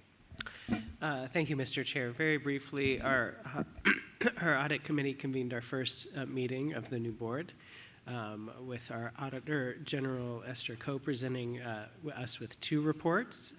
One was an audit on food and nutrition services. Another was the annual report from her office. So it was a great way to get started. I would remind board members that the audit committee also deals with closed meeting topics, and those will be presented to the full board for your consideration if you want to hear details of those items. So that's it. Thank you, Mr. McElveen. Governance Committee Chair, Ms. Sizemore-Heiser, do you have anything to report? Hot off the presses, since governance met today for the first time, we have several items that'll be coming to the board for a work session on Tuesday, so look out for some more information from me and some more documents from me as well. But we discussed, the first order of business was really following up on the board motion from October, I believe it was, asking for this board to look at the executive expectation process. So governance looked at the process and made a recommendation to continue with what we have in the governance manual, and that will be discussed at the work session. And then we also looked at board member virtual participation and voted to allow for virtual participation as we used to do it, and that's also on new business and will be coming to the board for a vote. And then we continue to talk about the strategic governance manual and executive expectations, and again, more information will be coming from me on that in preparation for our work session on Tuesday. So I want to thank my fellow committee members, Mr. Moon, Ms. Anderson, and Mr. McDaniel. It was a very productive meeting. We got through a lot, and I thought it was a really good conversation. So looking forward to more productive work on governance. Thank you very much. Agenda item 9, board matters. Next on the agenda is board matters. I will call on each school board member to speak. Ms. Dixit. Thank you, Mr. Chair. I just wanted to share, it's been a busy couple of weeks in the school board, and I have been learning a lot about FCPS activities, operations, and policies. I have enjoyed the board retreat with the Board of Supervisors. I'm looking forward to collaborating closely with them and continuing to build our strong partnerships together. I have a school visit next week to Stone Middle School with my colleague, Mr. Moon. I look forward to hearing from principal and staff directly on any challenges they face and watching our students in action. Congratulations to student Parthik from Rocky Run Middle School, Anaya from Catherine Johnson Middle School, and Kritishri from McNair Upper Elementary School in the robotics team, gear shifters, who will be heading to Sydney, Australia in July 2024 as one of the first LEGO League FLL representing the United States at the FLL Asia Pacific Open Championship. They placed first overall out of 59 teams in the 2023 First LEGO League Virginia DC Championship. Congrats to Sully District student Ryan Kim from Thomas Jefferson High School and all the 8 FCPS students who were amongst the nation's top 300 teen scientists named at the prestigious region-round science and math competition for high school seniors. I also wanted to encourage our community to please volunteer to be judges at the upcoming science and engineering fairs coming up in February and March. We need your talent to inspire our students. More details to how to sign up will be coming in my February newsletter. I look forward to seeing you all at the school events, plays, concert in the upcoming weeks. Thank you and good night. Thank you, Ms. Dixit. Ms. Anderson. I'm going to be very short and sweet tonight because I'm going to give us back some of our time that we were a few minutes late. I just wanted to confirm to Dr. Reed, that curriculum nights are absolutely going strong. I was able to participate in one last night with my rising ninth grader, and we are in negotiations now for strong electives. And so I am deeply impressed with what our staff was able to put on, including an amazing panel at South County High School about just that was able to reiterate all the things that I also reiterate. So it was very helpful for me as a parent. So that's all going well, and I'm excited to see the next steps. Thank you, Ms. Anderson. Ms. St. John Cunning. Thank you. There's a lot I want to say, but I won't. So I want to thank, first of all, Principal Amanda Burke for inviting me and fellow board member Kyle McDaniel, as well as Region 3 Assistant Superintendent Ray Lonette to the Edison High School PTSA meeting this past Tuesday for a very informative presentation by our Chief of Safety and Security, Tom Vaccarello, which resulted in a very robust conversation with parents and community members, and there will definitely be follow-up meetings that were sponsored by the parents, and I love to see community coming together like that.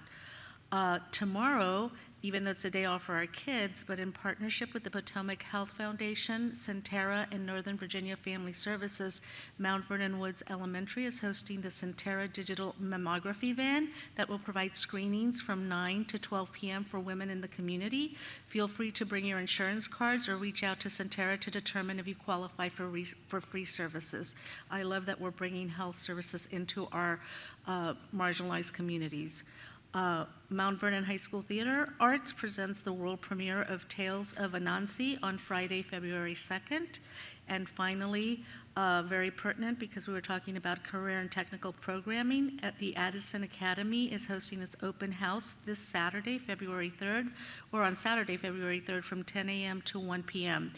The Academy is great. The offerings range basically from almost A to Z, starting with auto collision, construction tech, cosmetology, culinary arts, cyber and IT courses, electrical construction, teachers for tomorrow, and veterinary services. And these are just a limit. This is just a small sampling of what they offer. So I encourage people to go out and look at those programs because they really are fantastic. Thank you, Ms. St. John Cunning. Ms. Lady. Happy Virginia School Principals Week to all FCPS principals, and congratulations to our Region 1 new and outstanding principal nominees. New principal, Herndon Middle School's Principal Vereb, and outstanding principal is Drainsville Elementary School's Principal Gadley. I enjoyed being at both of their announcements earlier this morning. I attended the Chesapeake Elementary School open house for families affected by the McLean Elementary boundary adjustment this afternoon. It was great to see so many families attending. Thank you to Principal Stacy Kirkpatrick, her staff, and the student ambassadors who were so welcoming and shared a lot of information. All the schools involved in the boundary adjustment had an open house this afternoon, are looking to make the transition as straightforward as possible. Looking for something to do during the winter? Many high schools and middle school concerts and plays are happening over the next few weeks. Tomorrow, I will attend the competitive one-act production in the Liberty District Festival at Marshall High School. I'll be watching the one-act productions of our 3 Drainsville high schools. Langley High School will go at 9 a.m., Herndon at 10:30, and then McLean at 2:15. Hope you can join me to root on our students and see some great acting. You can attend the last games and district tournaments for our high school winter sports as they finish up their seasons. Many Drainsville schools are also holding science nights in the coming weeks where you can have fun as a family learning science through hands-on experiments. They're also looking for middle school and high school volunteers. Also have an update on McLean High School facilities projects, bathrooms. Good news, the recently renovated bathrooms in the blue and green hallways are now open, and work has started on the silver and yellow hall bathrooms. Those bathrooms will be closed while the work is being performed. Floors, more good news, the entire first floor is in the process of being retiled. The start date was scheduled for this week and should take 3 to 4 weeks to complete. All work will happen after school and on weekends. The halls will be clean and passable during school hours. And thank you to community members who shared their thoughts on the proposed capital improvement plan at last week's public hearing. I appreciated hearing from our Drainsville community. Saddam, a Drainsville Marshall High School student representing the student group Voter Initiative, multiple members of the Faith Alliance for Climate Solutions, and other community members gave their testimonies. The themes shared included the appreciation of the sustainability updates in the proposed CIP, but comments were made that we need to be more coordinated efforts within FCPS and the county to increase impacts of JET recommendations. We need more resources to add sustainability efforts beyond design and construction and prioritize more energy efficient systems in our schools like HVAC. So needing more information on careers and post-high school plans, FCPS has 2 opportunities. The annual Gap Year Fair will be on January 30th at Marshall High School from 6 to 8:30. And then the Industry to Industry, a career expo for high school students. Students will learn about a wide variety of potential career paths and post-secondary options. Students can register for this now. There'll be nightly virtual sessions from our February 5 to 8, and the in-person career fair will be held at the Dulles Expo Center on Saturday, February 17th. And finally, elementary language immersion applications are open, and open houses are going on with Great Falls Elementary School holding their Japanese immersion open house January 30th. Thank you. Thank you, Ms. Lady. Dr. Anderson. Thank you. First of all, congratulations to the new Region 6 new Principal of the Year, Ingrid Badia, who is the principal at Annandale Terrace in her 2nd year. And also the Region 6 Principal of the Year goes to Mr. Sean DeRose at Annandale High School, as you were talking about Adams earlier. So thank you to both of those principals for all of your work and leadership, and your peers think very highly of the work that you're doing for our students. I've had a recent visit with the athletic trainer at Justice High School. It was quite a treat to be on the sidelines talking to him while watching my kid play basketball. So that was actually fun. So I have lots to talk to you about, Dr. Reed, regarding that visit, because our athletic trainers and their fundraising efforts and the resources or lack of that they receive from the central office, it's quite a hindrance for some of our schools who rely solely on fundraising in order to get bandages for their athletes. I don't think that's a position that we need to be putting our schools in. So lots of details for you. I also want to say to the Glasgow community, I shared with you earlier this week in my newsletter the tentative Glasgow boundary adjustment study. We are expecting meetings in March and April for the community to hear the recommendations from staff, and a public hearing will be following in the next month. I'm really looking forward to that discussion because that community, Dr. Reed, has been quite anxious to understand what is it that we're doing, and some of their concerns, I know that they'll be sharing those, still coming to me as late as yesterday regarding AAP and whether or not that's going to be part of the discussion, and they're very concerned about that. And being that it's the only AAP center in all of Mason District, I think it's a unique situation for us to consider if that's even an opportunity. I do want to share that the dual language immersion, that the online application for the programs opened this week. There's a virtual general program information that is being offered February 1 at 6 p.m. Please visit the dual language immersion webpage for more information. Applications are due February 15th for first grade applicants. Kindergarten applications are due March 4th. Similarly to Miss Lady, upcoming Mason District Theater, Falls Church High School is offering free admission to their student-directed one acts this weekend. Tomorrow, which will be January 26th at 7 p.m., and also Saturday, January 27th at 2 p.m. It is free. And tickets are also available now for the TJ High School Theater's production of the SpongeBob musical. Show dates are February 1 through the 3rd and 9th through the 10th. Enjoy and good night. Thank you very much. Mr. McElveen. Pass, thanks. Thank you very much. Mr. McDaniel.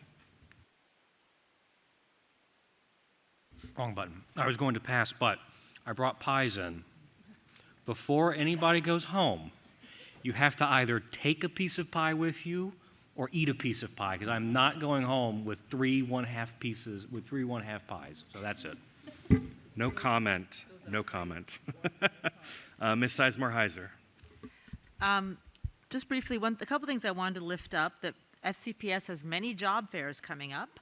We have food and nutrition job fair, a bus driver transportation job fair, and so please check those out. Many sort of instructional job fairs. I think Lewis is holding an instructional job fair soon as well. So I want to lift those up.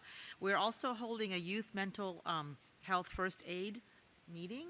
So please check that out online. And something I've been advocating for probably 10 years. So I'm really thrilled to see that our CTS, or Career and Transition Services, is doing a transition planning, the younger years, future planning for elementary and middle school students in special education.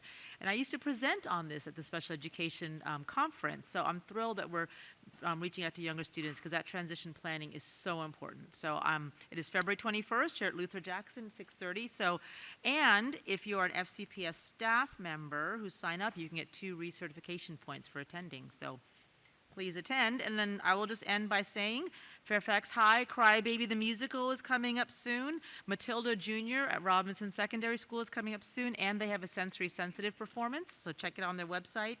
And West Springfield High School has their one acts that others have mentioned as well. And Irving has We Will Rock You, and Something Rotten is coming up at Lake Braddock. So lots of great theater coming up. Check it out. With that, thank you very much. Thank you, Ms. Sizemore-Heiser. Mr. Moon. Thank you, Mr. Chairman. I know that Dr. Ree has a very, very tough schedule, and I have not given her a heads up. But in case you can adjust your schedule Monday morning at 10:30, as Ms. Dixon mentioned, and Ms. Dixon will be visiting Stone Middle School. Especially, I am looking forward to chatting with a couple of phenomenal special education teachers, including the gentleman who is in a wheelchair himself with disabilities, but still taking care of our special education students. That's at 10:30 in the morning. Thank you, Mr. Moon. Ms. Marin. Yes, well, it's been pretty delightful to be here this evening in person with the board in my role as vice chair next to Chairman Frisch. So thank you, everyone, for starting this journey together, and it's a very exciting time. There's lots of potential ahead of us, and learning to balance, the board work and the magisterial work will take some grace from the public and my colleagues, so thank you for that. I really have appreciated even this evening hearing from my colleagues who come from the front lines in our schools, and again, it's just very exciting to hear the different perspectives now on the board, and I think it's going to make our work even more powerful and meaningful. I had fun getting into the schools in this year already. I was at Madison for a gymnastics meet, which is so cool. So it was Madison, South Lakes, Herndon were competing, and I just couldn't believe these students were at school all day long, and then they're doing this incredible work. It's 7, 8 o'clock at night, and so I did bring my son. I give him the concession stand goodies, and that always gets him to an event. Being at Dogwood for the Family Literacy Night, and then tomorrow is Broadway Night at South Lakes High School that I'm really excited to attend. And I'm looking forward to the superintendent proposing her budget, because what gets funded gets done. So see you in 2 weeks for that. Very exciting stuff, and I hope the public tunes in, because that's the heart of what we do, and it's how we express our values to the community and make sure every child gets what they need. Thank you. Thank you, Ms. Marin. I just want to take an opportunity to thank our incredible staff for tonight's meeting, the clerk's office, as well as our leadership team and the superintendent. We covered a lot of ground tonight on some very important subjects with a lot of incredible detail, and my hat is off to all of you for pulling it all together for this meeting, so thank you very much. Since the last meeting, I've been down to Richmond to meet with delegates and senators and talk about our priorities as a school system, and appreciate those meetings. I also enjoyed our joint retreat with the Board of Supervisors, where we talked a lot about the ways that we can collaborate together and on the critical issues facing our school division and our county partners. Last night, I was at the Providence District Open House, hosted by our Supervisor Dahlia Palchik at the Jim Scott Community Center, and got to reconnect with many of our friends across Providence District and leaders in the community. And finally, Ms. Sizemore-Heiser has already mentioned this, but Fairfax Academy is pulling off a production of Crybaby the Musical based off of one of my favorite John Waters movies. And they are doing like a dinner theater thing on Friday, and I will be there. And very much looking forward to it, and all of the incredible shows that are coming up this year with the time that we've got left in the school year. So with that being said, I appreciate everybody's time, and my colleagues especially. We are adjourned.